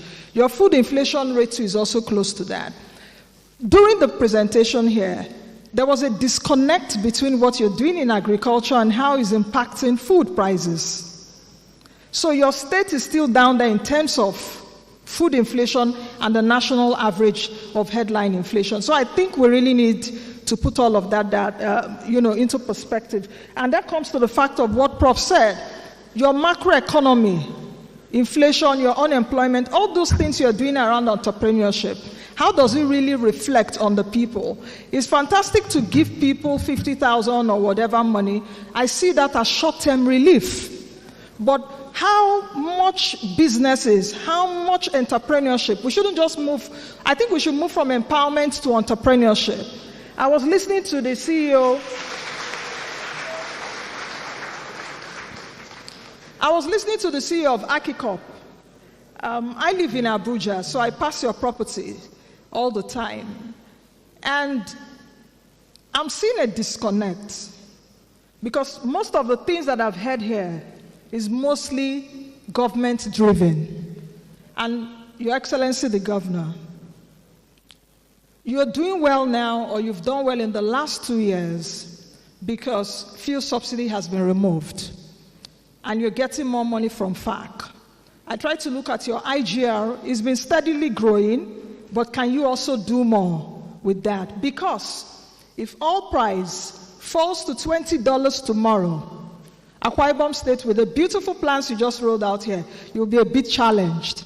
So I hope that you tell yourself that truth in your Federal Executive Council meeting when you're meeting and say, if President Trump does something very drastic, for example, and oil price falls to $10 or even zero like we saw in 2020, what would happen? So these are some of the things that I want you also to begin to think about and look at innovative ways to look at that. But I must also give it to you that your state of states, in the state of states report that I've also read, Akwa-Ibom State comes number 1 in terms of fiscal transparency. So I think you need to give yourselves a pat on the back for that. Your debt sustainability is still manageable. I heard, I think a speaker here say earlier that our governor would not borrow. I also want to tell you, if you want to borrow, there's laxity to do that because your debt to revenue ratio, at least there's still room to borrow. But it's good that you are not borrowing now, but also think of what happens if rain falls. Would your roof be large enough to take that rain? Now, let me just quickly say this, Honorable Commissioner, just before I close. Your RISE agenda is very ambitious, very good. I think when I was counting, what are close to 17 broad areas or more than that. But I must say that we should look at deepening youth economic participation. How do you link those systems in agriculture along the value chains, your creative industries, and also what Prof said earlier, the digital economy, which is very key. Institutionalizing data and monitoring, you've just got to do that. Can we begin to see that citizen-friendly M&E dashboard, that even when I'm in Abuja, I can actually see what you're doing and be able to benchmark you on that. I think Cross River State has something like that because I anchored the investment summit. I've done it 2 times now in terms of trying to do all of that. How do you also accelerate rural inclusion? You've really got to do that. Then investing in sustainability and make your system resilient. What we are talking about today should transcend beyond Governor Eno and the Deputy Governor. I've been in Akwa-Ibom State. I think this is my 3rd time, different administrations. So I want to see what you're doing here be sustainable and resilient. I think I just need to leave it at that now. Thank you very much. Thank you so much, Nancy, for that very brilliant intervention. We appreciate you. Thank you. From what we could see, you talked about the economic time space, entrepreneurship, food inflation, tie-up, and deepening of the youth economy and the M&E dashboard. So those are the rapporteurs have taken note of those. Thank you so much. So we'll go over to Terry Ikumi to hear his interventions. Terry, over to you. Thank you. Thank you very much. I'm just going to say what Nancy said. It's really difficult to go after both of them. I'm sure you agree with me. Nancy is an economist. She is very technical with these things. But I just want to say that as a journalist, over the years, I have become so used to asking questions. And in speaking with politicians and public officials, I've developed a great interest in governance. So it's difficult for me to come here and speak on something like this without asking questions to the governor. But I thank you for the opportunity to be here. And I just want to say as well that this state is a lovely state. And you have a lot. I say to everyone who cares to listen that Akwa-Ibom is neat. The hospitality here is amazing. And I think that this is a culture that has been embedded in the people. But Your Excellency, you have a lot of work to do. I say that because every time I have a conversation around Akwa-Ibom, I say that Akwa-Ibom has been privileged to have successive governments try to outdo themselves. Not many states can say that. And I don't want to dwell so much because I have a private conversation with you later. But I want to say this, that I'm very particular about governance beyond the state capital. I'm very particular because I've followed certain conversations about governance in the state. And I think to a great extent that there are people within your state who would want to see more development beyond the state capital. And yes, it's just 2 years. You've only been here 2 years. And you seem to be doing a whole lot at the same time, which I believe is commendable as well. I say that because I've seen some of your projects. I've been privileged in the last 2 days that I've been here to go and see some of your projects. And I've asked the same questions. How was he able to do so much at the same time? And because I get the opportunity to speak with the contractors, I always ask, what is the delivery date?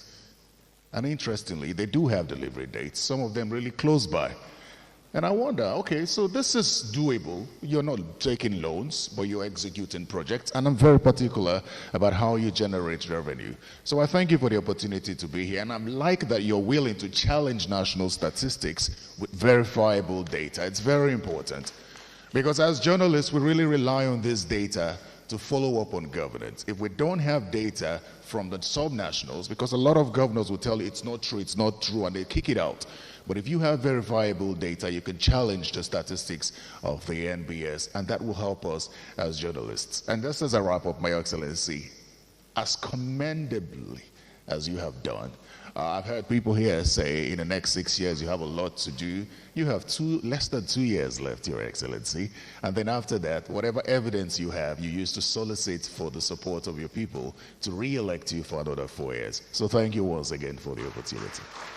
Thank you so much, Terry. Thank you, Terry. Your mic down.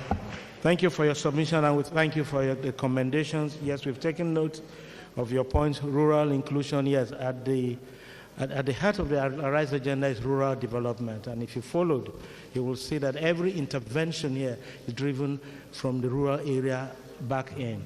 And we also noted your suggestion on the data management and cross-marking. So we've taken note of that. Thank you so much, my colleagues on this side. I will hand over to Morgan to allow us to take 1 or 2 comments from the audience, and thereafter we'll return to the lead discussant to give a wrap-up, and then we close this session and present to us once again the Arise footprints. Thank you. Thank you very much, the panel moderator. Before we proceed, please, can we put our hands together for the panelists? Very, very amazing insight and intervention. We appreciate you. To our stakeholders, we appreciate you for coming. We trust that you've heard a lot. You have plenty of things to say, but we have to work with the time that is available. So we'll just take 2 questions, 2 comments, 2 interventions. It could come in any form, but just 2. So please, as we recognize you, we want you to stand, say your name, say your organization, if you are from one of these organizations, and please go very direct on the or the point you want to make. So please, 2 interventions. Okay, we'll end with you. we would end with you, sir. If I can take one from here, so we would end with you. One other?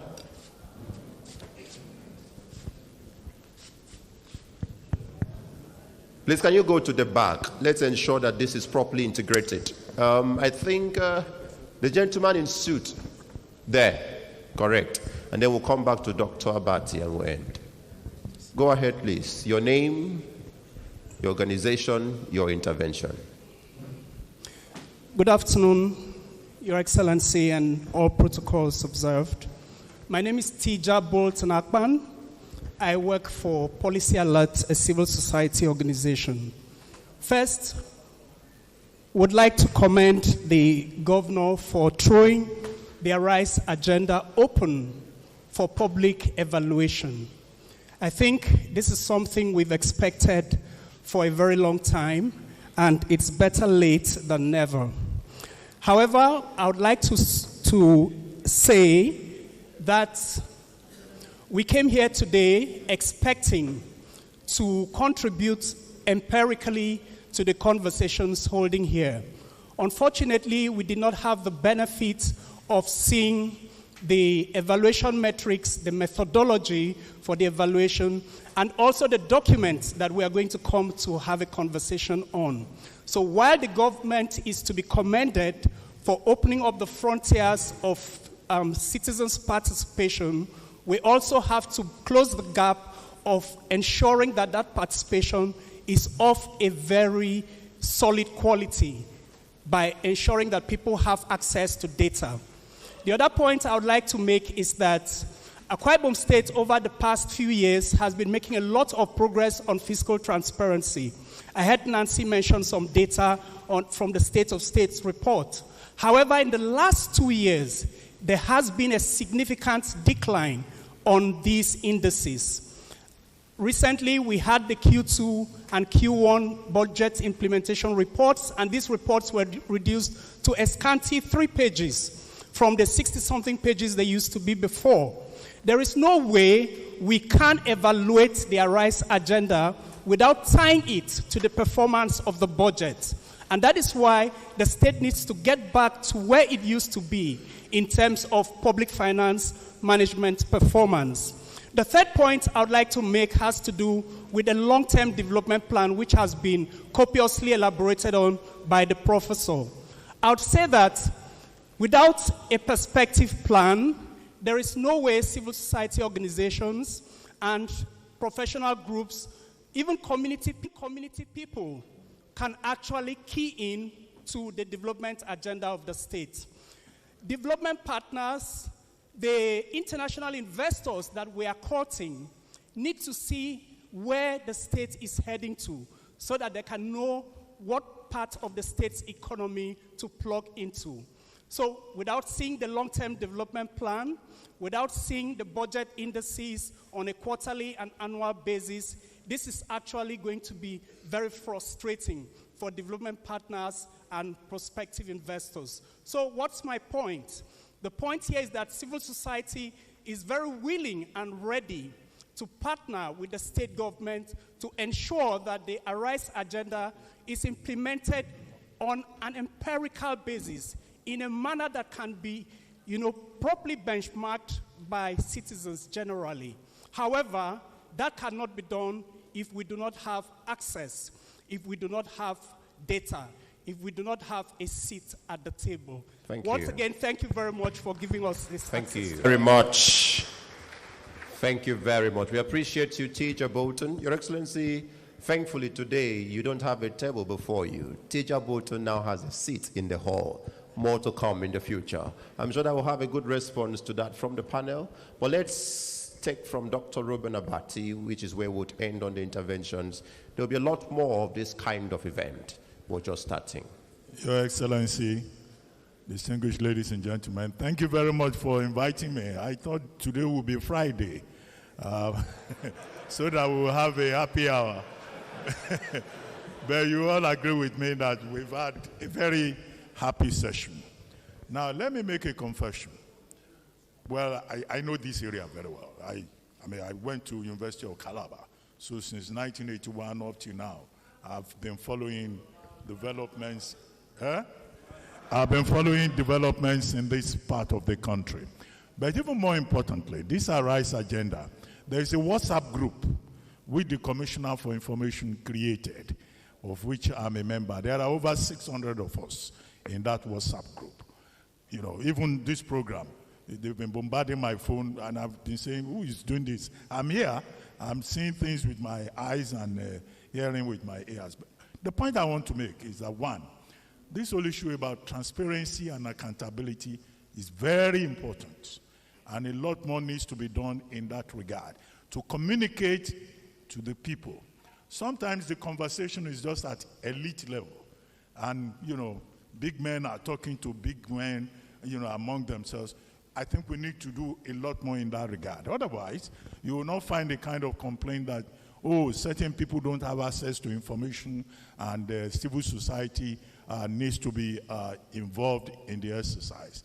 I also say, well, I find it interesting that today, this same today, Akisan is taking place. Akisan is the Akwa-Ibom State Association in the United States. And the state government is sending a delegation of 5.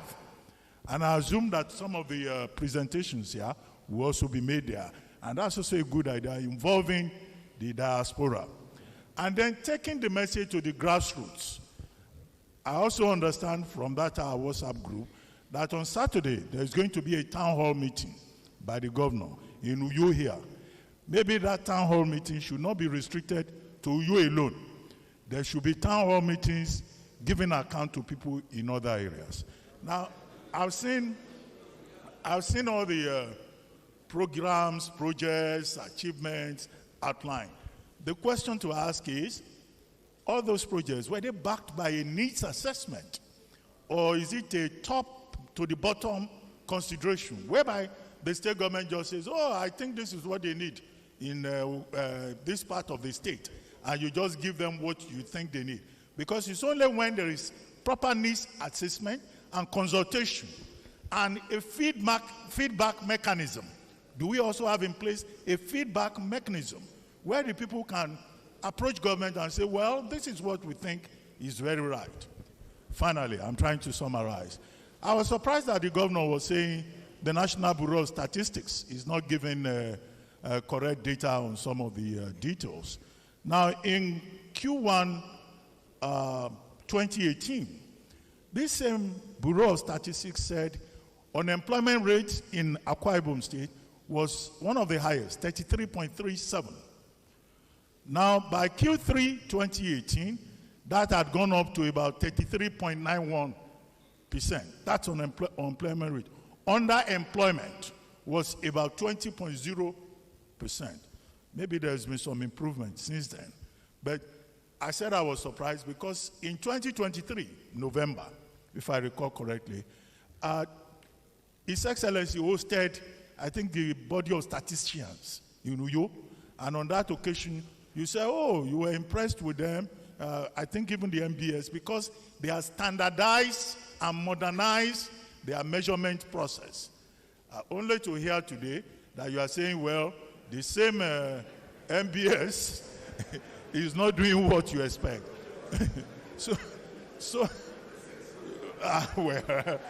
Well, okay, maybe you said you need to engage them more. Okay, that would be a takeaway for me, that, you know, you need to do a lot more at the level of engagement so that there will be no controversy or doubts between the statistics that the state brings and what the National Bureau of Statistics measures. Finally, in God we trust, all others must bring data. Faith is one thing, actual performance is another. What the state government has done today is to bring data as the basis for planning. And this is the basic principle that Professor Ekpo started with, that look, without data, there can be no planning. And that's why those next steps are important, and how those next steps are processed. Thank you for the invitation. When next I visit, I'll make sure it's a Friday. Thank you so much, Dr. Abati. I'll hand over again to the panel, but I think I may want to add that we can make today a Friday for Dr. Abati. It's possible. Everything is possible very quickly. here. Thank you the so panel, much. please. Thank you so much, Morgan. We will do that. Distinguished Prof, before you give the wrap-up, I think it's important a few issues we put in perspective. Teacher Bolton talked about transparency, budget, publication, and all of that. I want to say to him that Akwa-Ibom State budget, the budgeting process is very transparent. It's up there on the website. Anybody can look it up. It's on the thing. The last quarter's appraisal was done. I'm not sure he was in that room because I was there, and people were there, and the presentation was made with all the numbers outlined for the people and the public and the press to follow. I needed to just put that in perspective. And for Dr. Abati, he talked about the town hall. Yeah, the town square meeting. We don't know if you know about that of Uyo. That's been going on in all the federal constituencies. That has been going on. And you talked about having citizens input to projects and programs of government. That has been the approach, because if you have the opportunity, I think we will make this available to you. So if you look at the promises the governor made in his electioneering campaign in all 31 local government areas, he's taking these promises one after the other based on the requests of the people at that time. And we had this documented because we followed through, and the documentation is there. We'll let you see it so that you see that he's methodically taking them out. And he's not just ending there. He's gone now back to brief the people on what is done and asking for the needs document of every federal constituency made up of their local government areas. They come together, present the needs document of what they want done that will be included in the people's budget of 2026. So that is the approach. I just needed to put that in perspective. And finally, you talked about feedback mechanism. That is the essence of the town square. And that's also the essence of what His Excellency is doing here today, getting feedback, letting people speak up, make contributions to governance. I thank you so much, Dr. Abati and Tija. On this note, I will hand back to the lead discussant to give us a wrap-up, sir. Am I on? Yes, you are. Thank you very much. I just want to also say that what the state government is doing is the right direction, because a state like ours, the government has to be a catalyst in major projects and at some point decide when to disinvest. The private sector is one engine of growth, but it's not an engine of development. The state government is doing the right thing, start all these industries, but to know when to get out. Okay? So, secondly, the delivery unit you set up is very, very important, but I want to add something in case you don't have global best practice. You need to get an outsider once in a while to do the monitoring and evaluation. That's the global best standard. If you use internal people, fine, but because somebody outside to actually do that. Second or third, even though you're not borrowing now, we don't know what will happen tomorrow or whatever, it is good to have a reserve fund.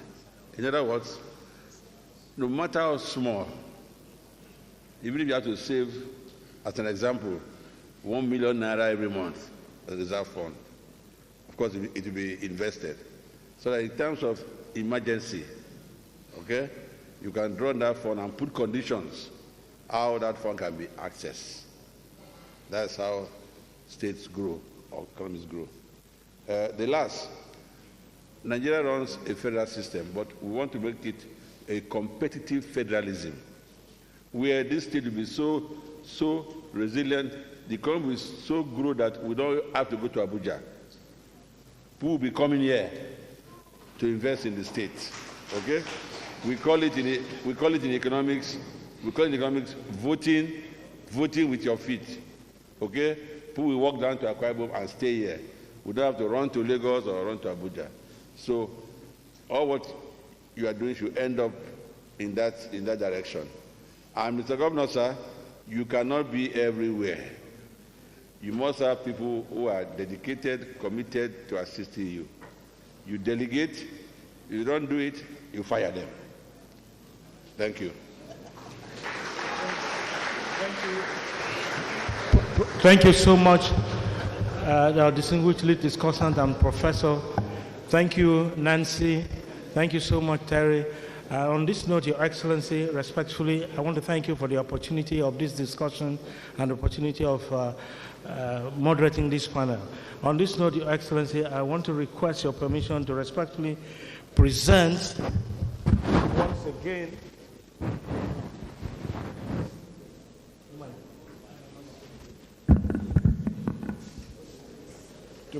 once again to the public a compendium brief on the accomplishments of His Excellency the Governor of Akwa-Ibom State, Pastor Umar, and a PhD in the past 2 years of his administration, with the rider celebrating excellence in governance.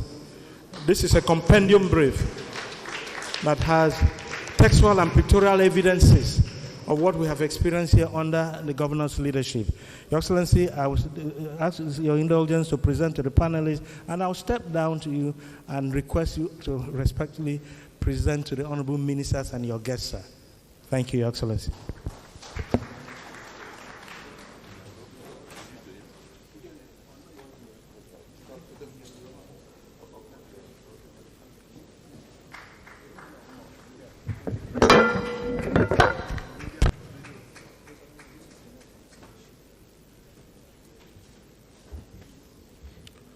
Thank you very much. Please, as you receive, I would crave our indulgence to just give it a minute so we can take a group photograph before the panelists will come down.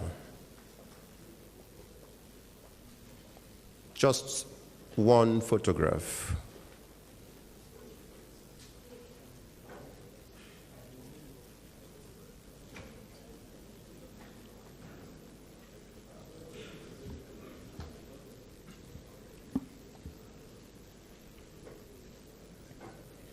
Thank you very much. Please, we can have the panelists come down with their copies of the blueprint. And then, of course, the Commissioner for Information to approach His Excellency the Governor to also have His Excellency present to our guests who are nearing the end. But, of course, this end is very, very, very important. Please, can we put our hands together one more time as we celebrate and appreciate the panelists? We truly appreciate all of you. Thank you so much.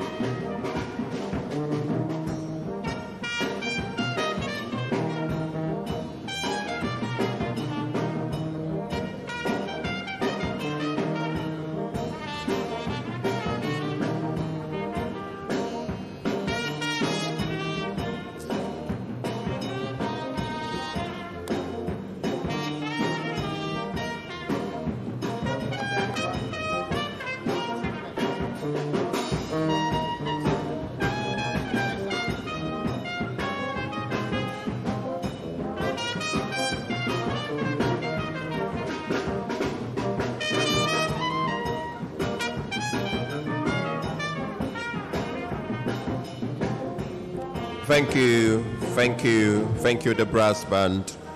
Thank you, the brass band. Thank you so much. Your Excellency, the panel was quite profound on everything they said, amazing.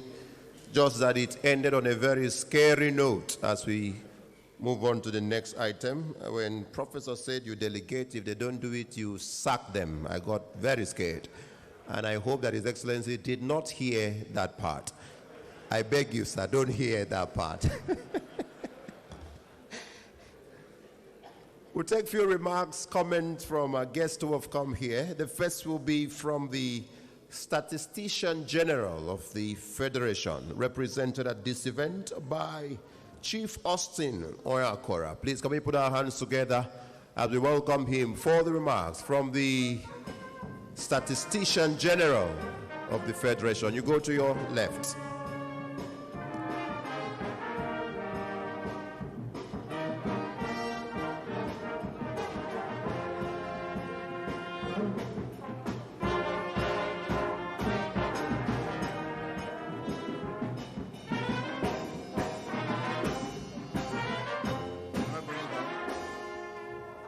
Yeah, thank you very much, Mr. MC.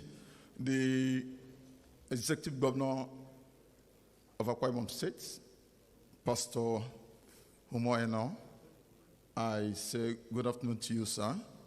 The Deputy Governor, Her Excellency, good afternoon, ma. My minister, the Minister of Budget and Economic Planning, His Excellency, most distinguished Senator Atiku Abubakar Bagudu, I say good afternoon, sir. Ladies and gentlemen, I want to stand or sit on the existing protocol because the day is long past.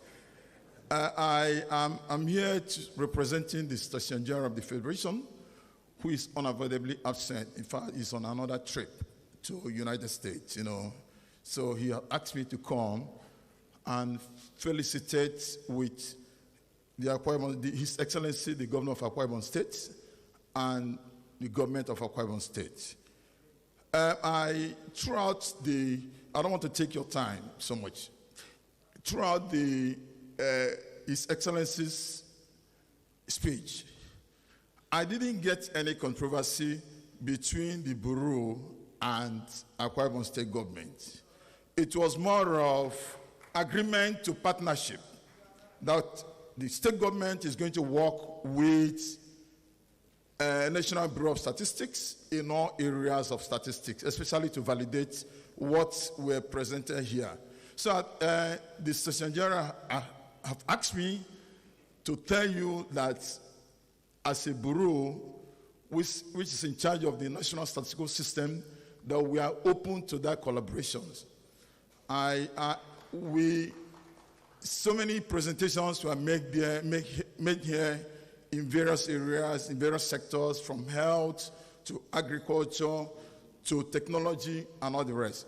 So the promise is that we will partner with you, we will work with you to validate all these numbers, because it is our job as the bureau in charge of the statistical system in Nigeria to validate all statistical numbers. Again, Professor Akwa-Ibom, my very good senior, he was DG at YFM, and I work with him seriously over there. And the panelists, they've said a lot of things, from this issue of state GDP compilation to even consumer price index compilation, which is to measure inflation in all areas, in all sectors in Akwa-Ibom State. So again, the Statistician General have asked me to assure you that we're going to partner with you to compile your state GDP. We're going to partner with you to compile your consumer price index and measure your inflation within the state. So I thank you very much, and I don't know how to express my happiness to you and to the people of Akwa-Ibom State, and back to him for our presence here. But I want to assure you that everything will go well when we start the partnership. Thank you very much, and thank you, ladies and gentlemen.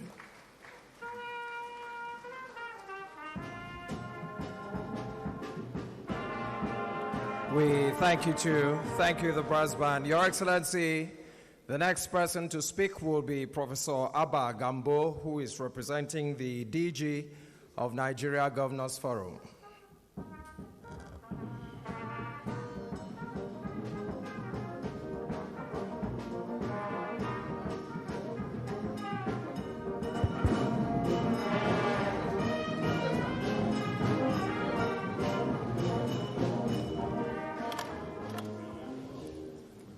Your Excellency, the Executive Governor of Akwa-Ibom State, my very dear friend, the Golden Boy.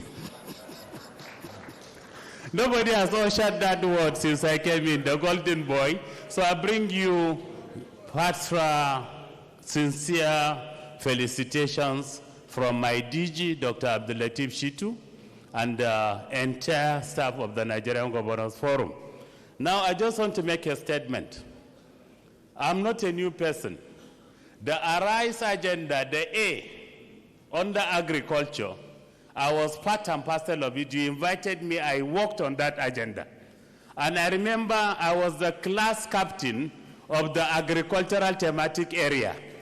And I remember you calling me my class captain. That's a good thing. So I feel part and parcel of it. 2 years after, the product we produce has given branches all over and with plenty of fruits. Congratulations, Your Excellency, sir. Now at the Nigerian Governors Forum, we do a kind of state-by-state sectoral analysis, looking at the performances, institutional framework, etc. You know what? If you are a country, Akwa-Ibom will be more than 40 different African countries. Not among your peers as states, but as you are now, you are more than 37 different African countries. I'm telling you, the records are there. Look at the performances.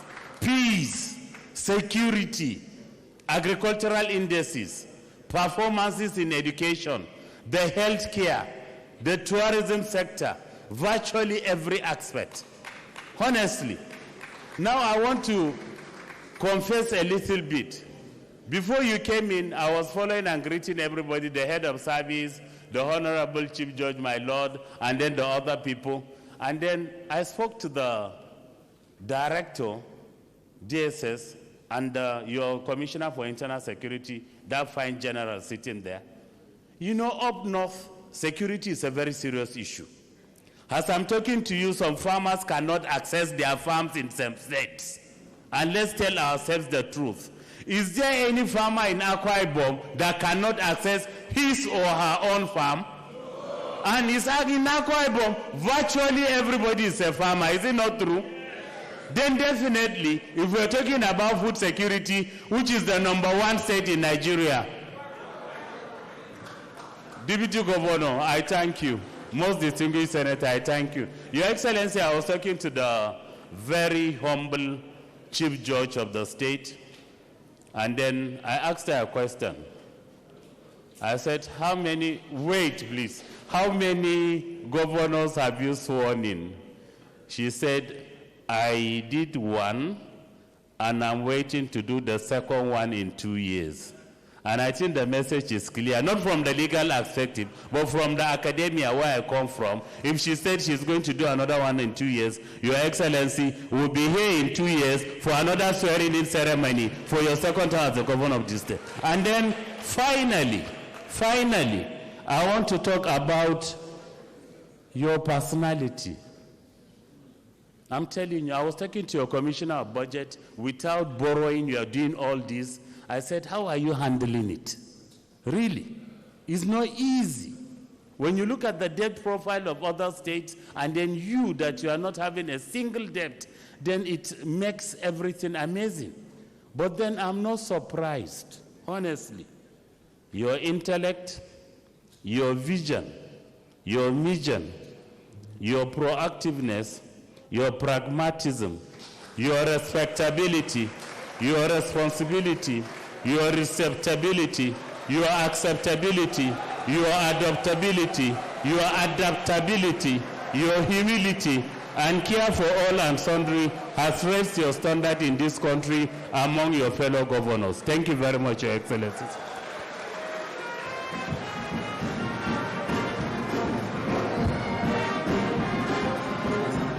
We have a presentation. What's the presentation? As I was coming, the Nigerian Governors Forum gave me a presentation to make to Your Excellency. Permit me to do the presentation now. Thank you.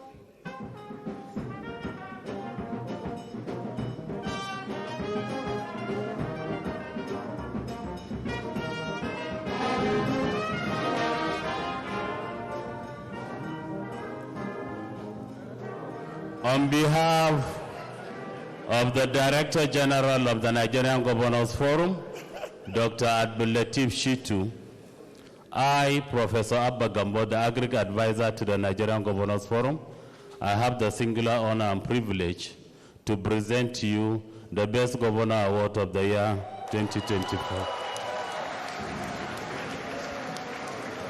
You're worthy of it, and you deserve it. Ladies and gentlemen, please celebrate the best governor of the year 2025. Congratulations, Your Excellency. Thank you, the band. Thank you, the brass band. Congratulations, Your Excellency. And thank you, Prof. Your Excellency, it is my pleasure now to invite the next gentleman who will speak. He is Nigeria's Honorable Minister of State, Petroleum Resources, Gas, son of the soil, Obong Emem, Ekperikbe, Ekbo.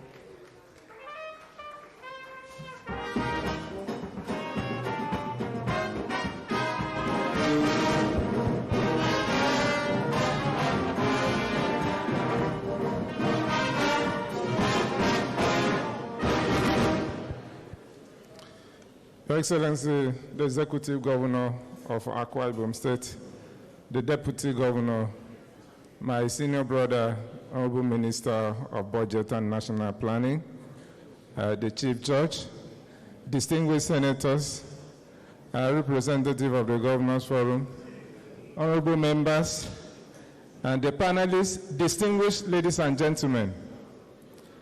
Today is a wonderful day, a day that has not happened before in Akwa-Ibom State. So I celebrate the governor. I bring you felicitations from my boss, our boss, the President of the Federal Republic of Nigeria, His Excellency Senator Bola Ahmed Tinubu.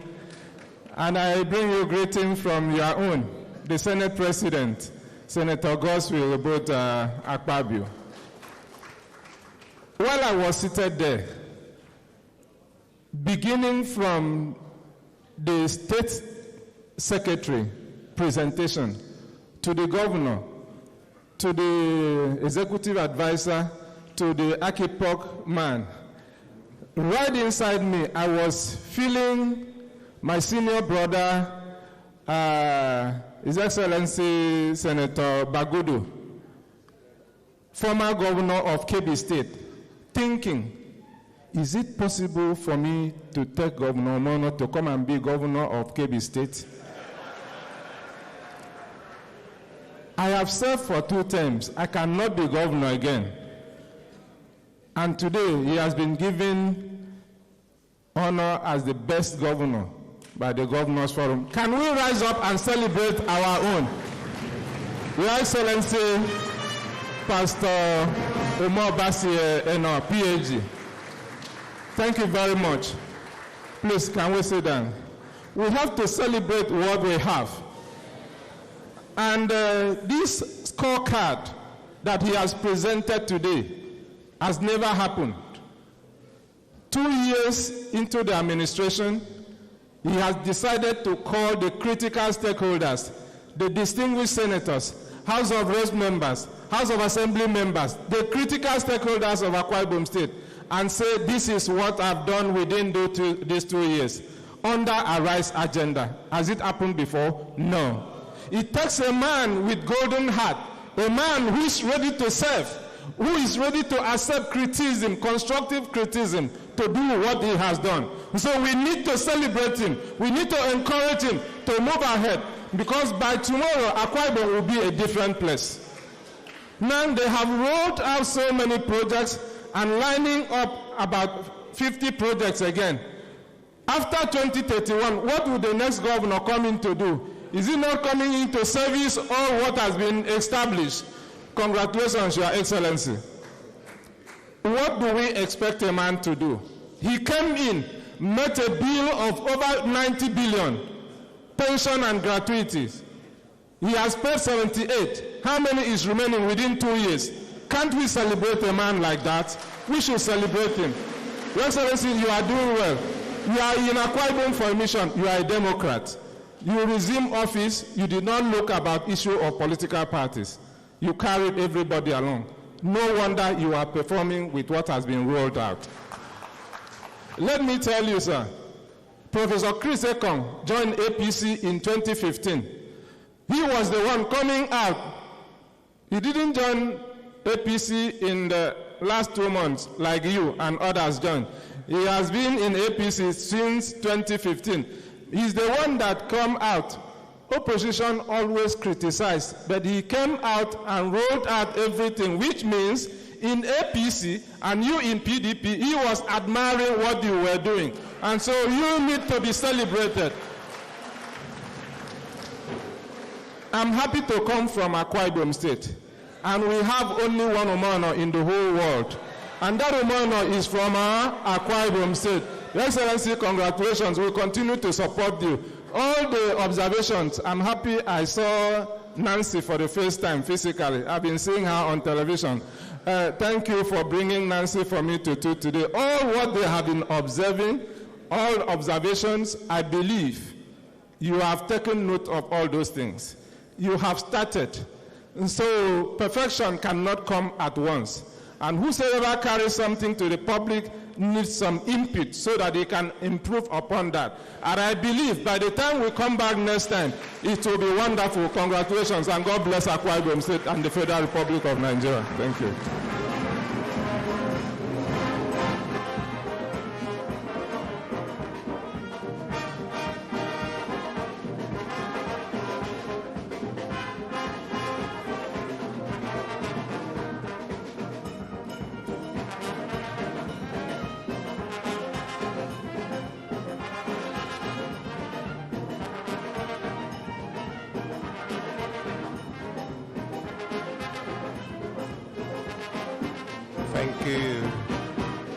Thank you very much. Your Excellency, with the way the Honorable Minister of State for Petroleum Resources speaks, and with the way Professor Abba also spoke, I would have been threatened if I would still be on this job tomorrow.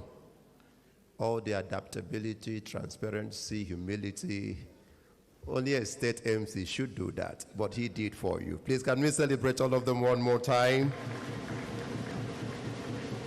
As I bring the last speaker today, Your Excellency, please allow me to acknowledge respectfully the presence of the representative from the CBN, Mrs. Njideka Nwabuku.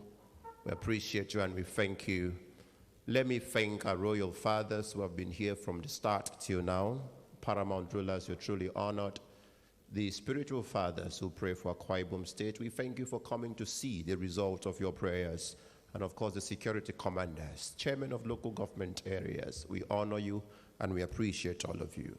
But it is now time for us to hear from the Honorable Minister in charge of the Ministry of Budget and Economic Planning, a man who served as governor and therefore understands what we're here doing. Please, can we put our hands together, celebrate His Excellency Abubakar Atiku Bagudu.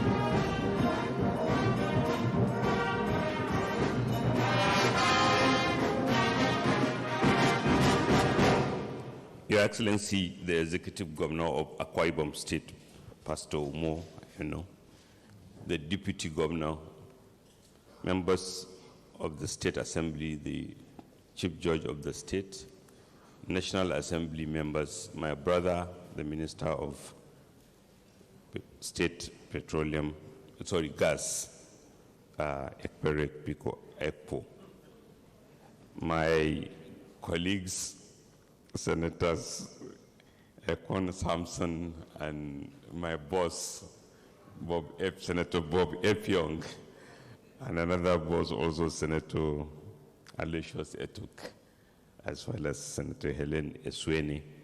Let me, the representative of the Governors Forum, I'm here with the Director, Economic Growth in the Ministry, members of the Akwa-Ibom State Executive Council.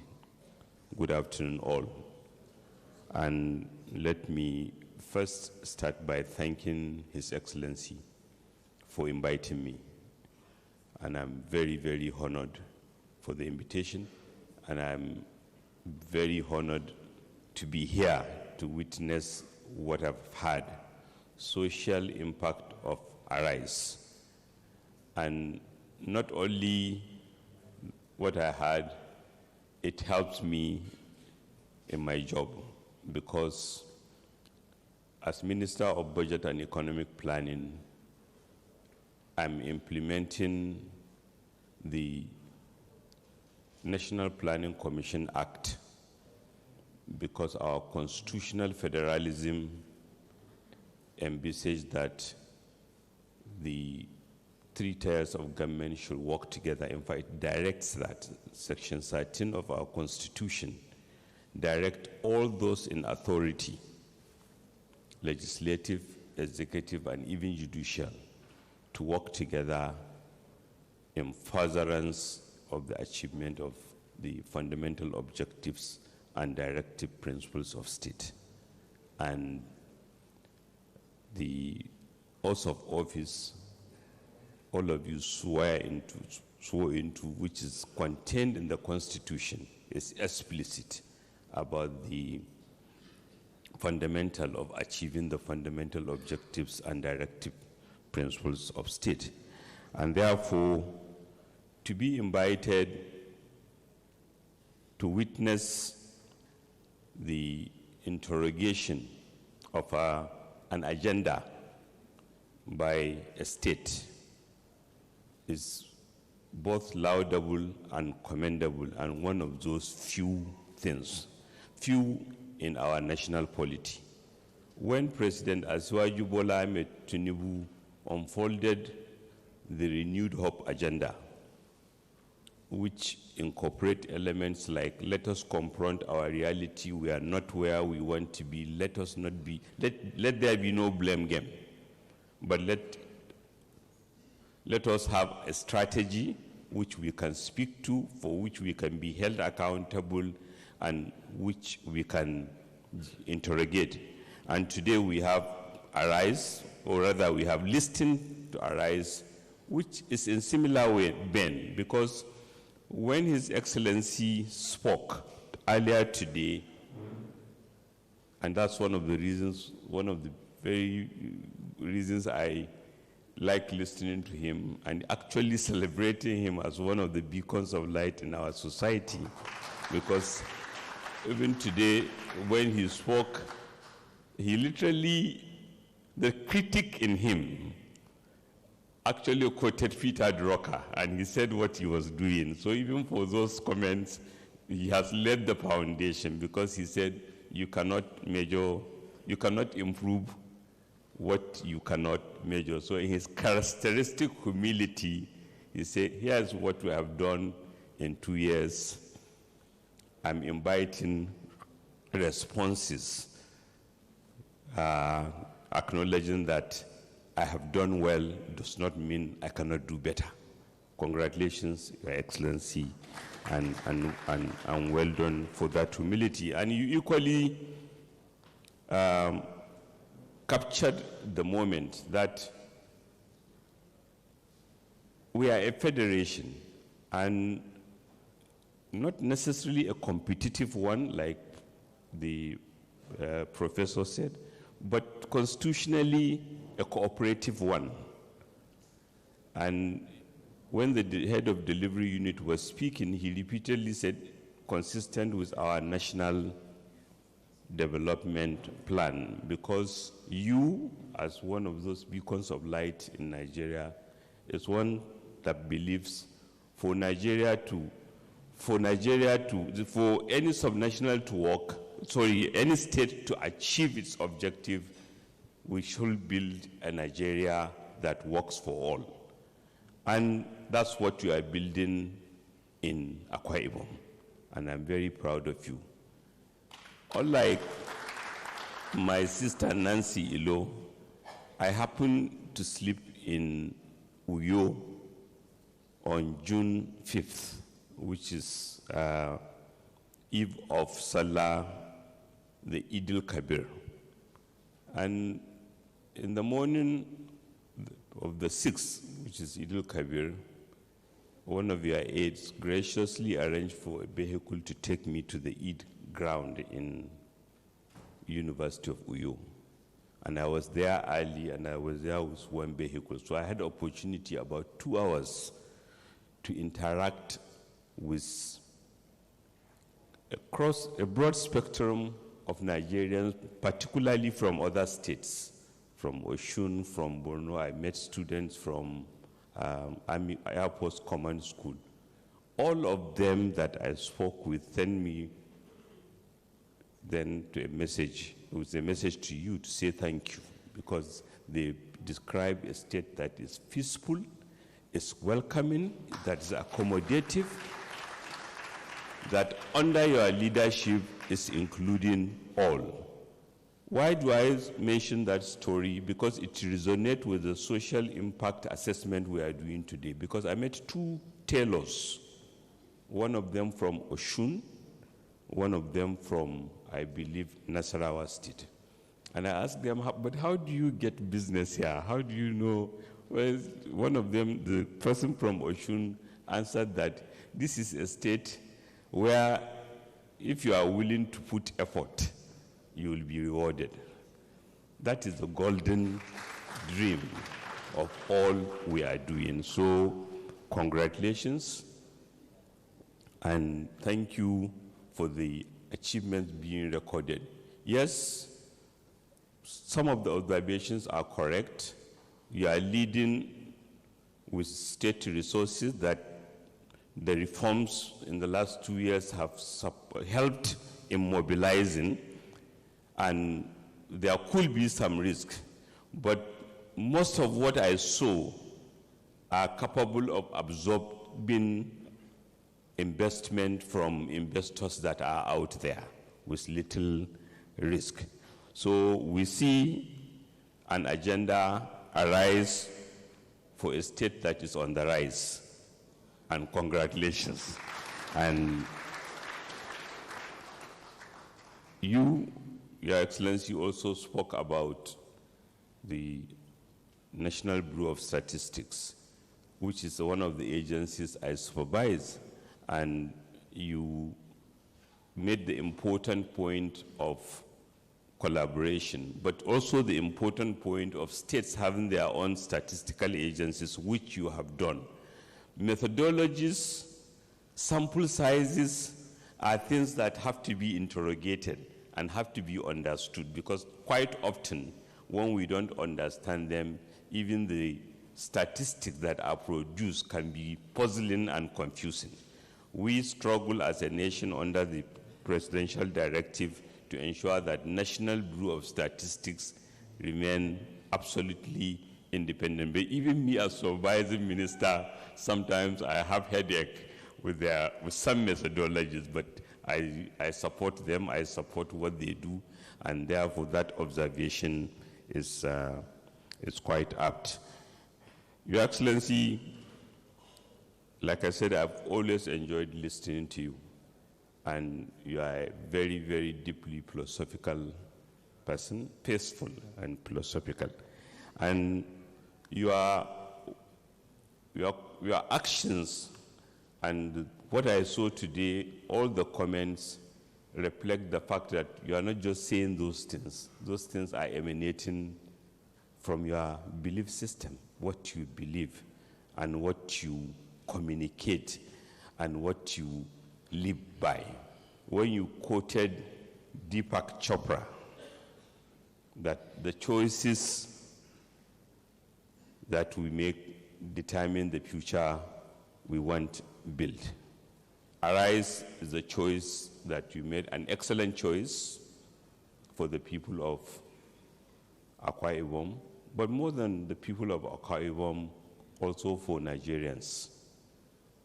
Mr. President, your brother, Asuwaju Bola Ahmed Tinubu, have challenged us that by 2030 we shall be a $1 trillion economy.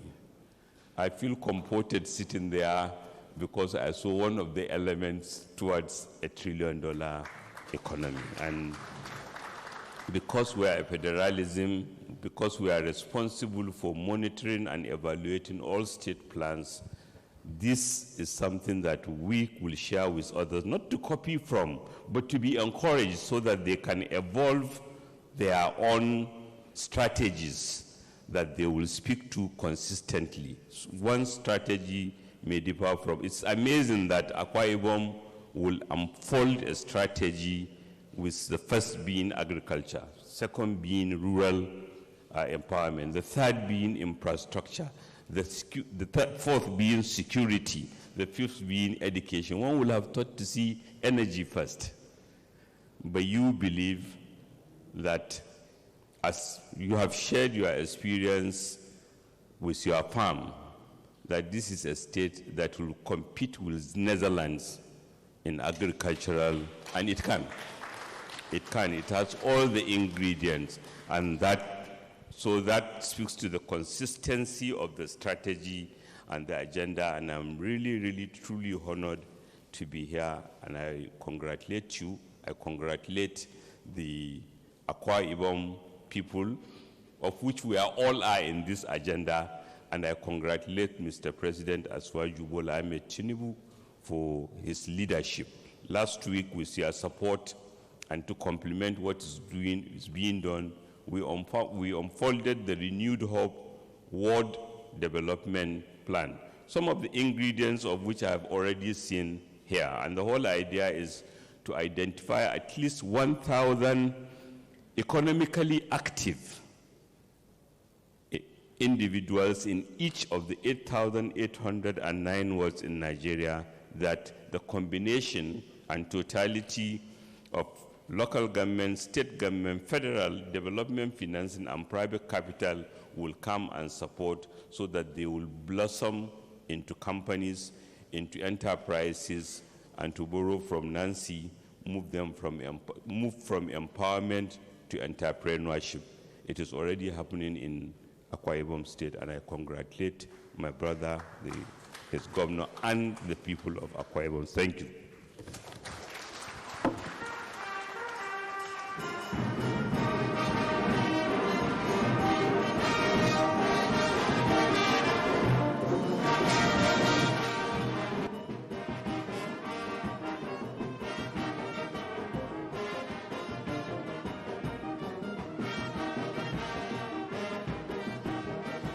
Thank you.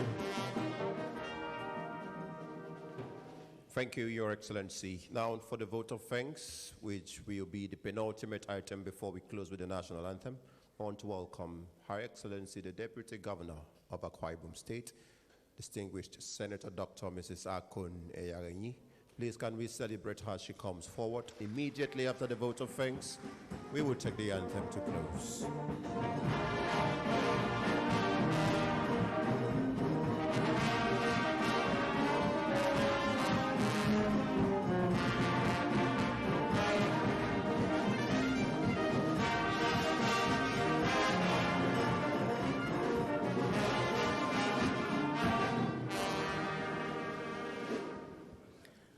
Your Excellency, the Executive Governor of Akwa-Ibom State, a gift from God for the state.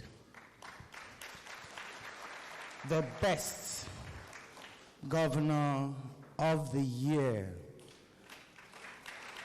declared today by the Governors Forum and all others that we listen to. The Chief Judge, our special guest from Abuja, the Honorable Ministers, critical stakeholders, National Assembly members, please permit me to acknowledge everyone in the House.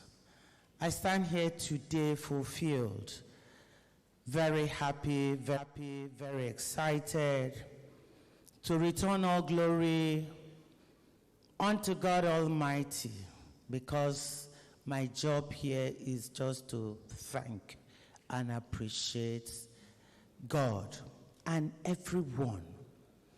In every season, God has planned for particular places and so on. And for this season, his gift, his plan for Akwa-Ibom State is the gift of Pastor Umar Eno, PhD. And to him, we return all glory. I stand here today to appreciate all our visitors from Abuja, the ministers, the National Assembly, our brothers that came in to witness what God is doing in Akwa-Ibom State using Pastor Umoino. I stand here today to appreciate the engine room, the first 11, the people that work governor. They listen to him, he will push them, they will stand to do what they are directed to do. I'm talking about the ESCO, all the delivery advisors, all the people around the government. You've done a great job to enable the vision of the governor come to light. I stand here to appreciate the panelists that came here with free mind. They listened to the presentations and they were able to pick one thing or the other to tell the governor, yes, you've done well, but this one and this one and this one, it was very good, so we appreciate you. But I want to say that in almost, if not all, the issues raised by the panelists, as they will raise it, the governor will just say, it is here, we've started. It is here, we've started. Like saving of resources for a rainy day in Akwa-Ibom State, we can stand very bold and proud to say that Akwa-Ibom State can stand any form of rain by God's special grace, based on the vision that the governor sees about tomorrow, and he has started that, and other things I don't need to go into. To our Superman, Uncle Abati, That's what my children call you. Thank you for coming. And I know we will have good report from you. To everyone in this hall, we acknowledge you and we appreciate you for coming to sit down with us to listen and to contribute. May the Lord bless all of us.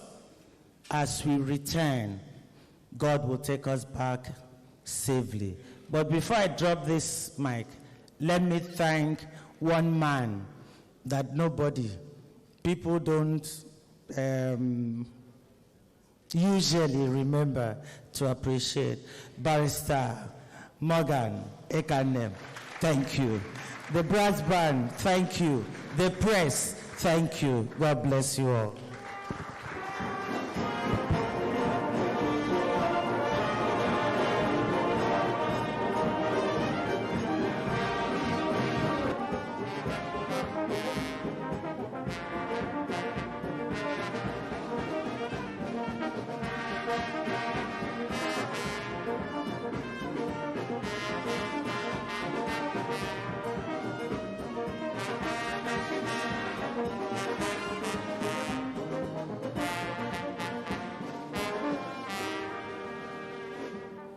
Your Excellencies, ladies and gentlemen, we have now come to the end of this very strategic engagement.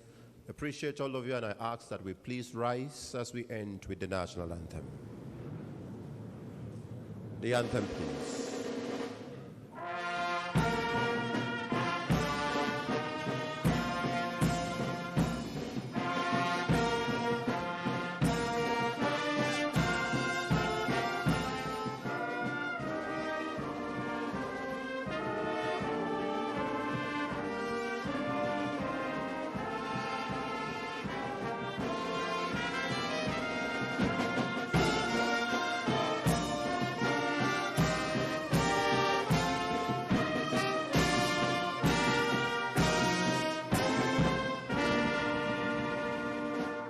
Thank you very much. Appreciate you. The brass band.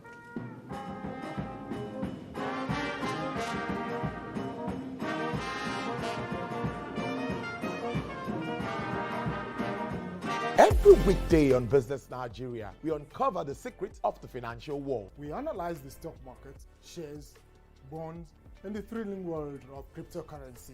Facts matter. Our team dives deep to separate fact from popular opinion. We simplify complex government policies as it impacts your everyday life, helping you navigate the ever-changing financial landscape. Watch Business Nigeria every weekday at 2 p.m. only on TVC News. First with breaking news.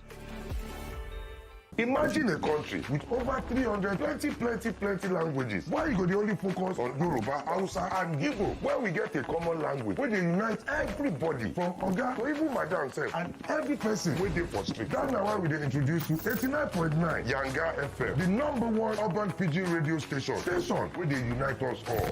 From the award-winning breakfast show Waiting Day with your brother, your friend Wale Po. Everywhere. So Bobo. You dey joke for this time. This is not Cruise Express. And this go be the best 4 hours of our life. Country people, make una join us. Aww. Now we be what's up Naija crew. Now we they give you wetin dey sup for inside we country. Yes, so keep it locked. If God be your papa, why you not gonna make younger? Come to a holla. Now here we dey settle all the matter. Bro, we right here. Nobody better than we, right? I can always whispers be that. Make I just be the last sensible voice where you go here. Now we be 89.9 Yanga FM.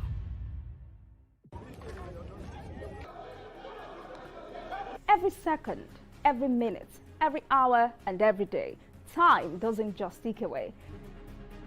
It counts down to political decisions that shape our world. This country must move.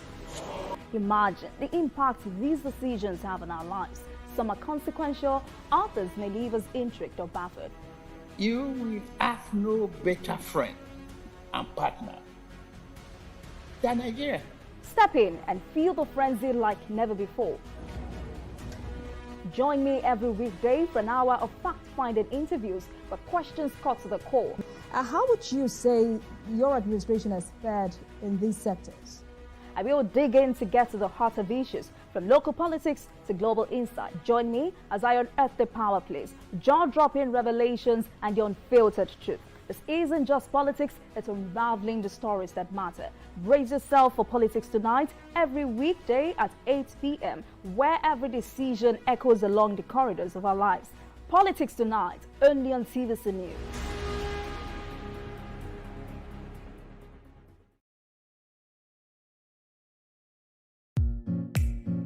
In a world where news never sleeps, we're taking a giant leap into the future.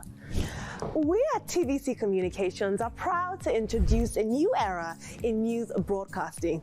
But first, let me introduce my special friend, Olamide AI. Hi, Olamide Human. Is it time to come out yet? Yes, indeed it is. And you can bring your friends along. Meet our new AI anchors, speaking your language and sharing your stories. From English, good day. These are the news headlines, to Pidgin. Better country people, on a good evening. Yoruba. Ekaro, Ekudede Asikoyi, Shedadalabayi. Igbo. Ndewo, Auto Innovation. Ahambu Obada Samson Ejiro. And Hausa. Mutane na sanar da zuwa, sunana Raki Abdulkarim kuma kana kallon TVC News. We are bringing the news closer to you. Faster, smarter, and always reliable. And together, we are shaping the future of news for every Nigerian, everywhere. Innovation, connection, and trust. The future of news is here. TVC News, first with breaking news. And now first in Nigeria with AI news anchors. I'm Miriam Lunge. I'm a passionate environment advocate and a published author. I am the founder of Celebration, a businesswoman, and a fashion icon. I am a wealth coach and a real estate developer. I am Amako Arakwe. I'm a corporate commercial lawyer and an entrepreneur. Barkamu da warhaka. I am Ramatu Shehu Oyibo, an entrepreneur and a business coach. I am the voice of an average Muslim woman, an hijabite, and a lawyer. I am a polymath and a serial entrepreneur. I am Murayo Afolabi Brown, Managing Director, TVC Entertainment. I'm a media consultant, producer, and broadcaster. The ladies of your view are made of women from different professions, tribes, cultures, and religion. Join us every Monday to Friday as we share our views on topical and social issues. News anchor with TVC News.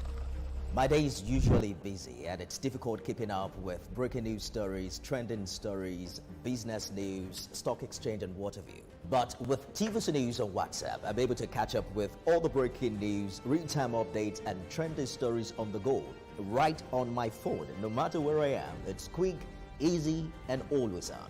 And here you can join us by scanning the QR code or using the link on our X and Instagram. Why wait? Come to the side of news that keeps you ahead. TVC News, first with breaking news.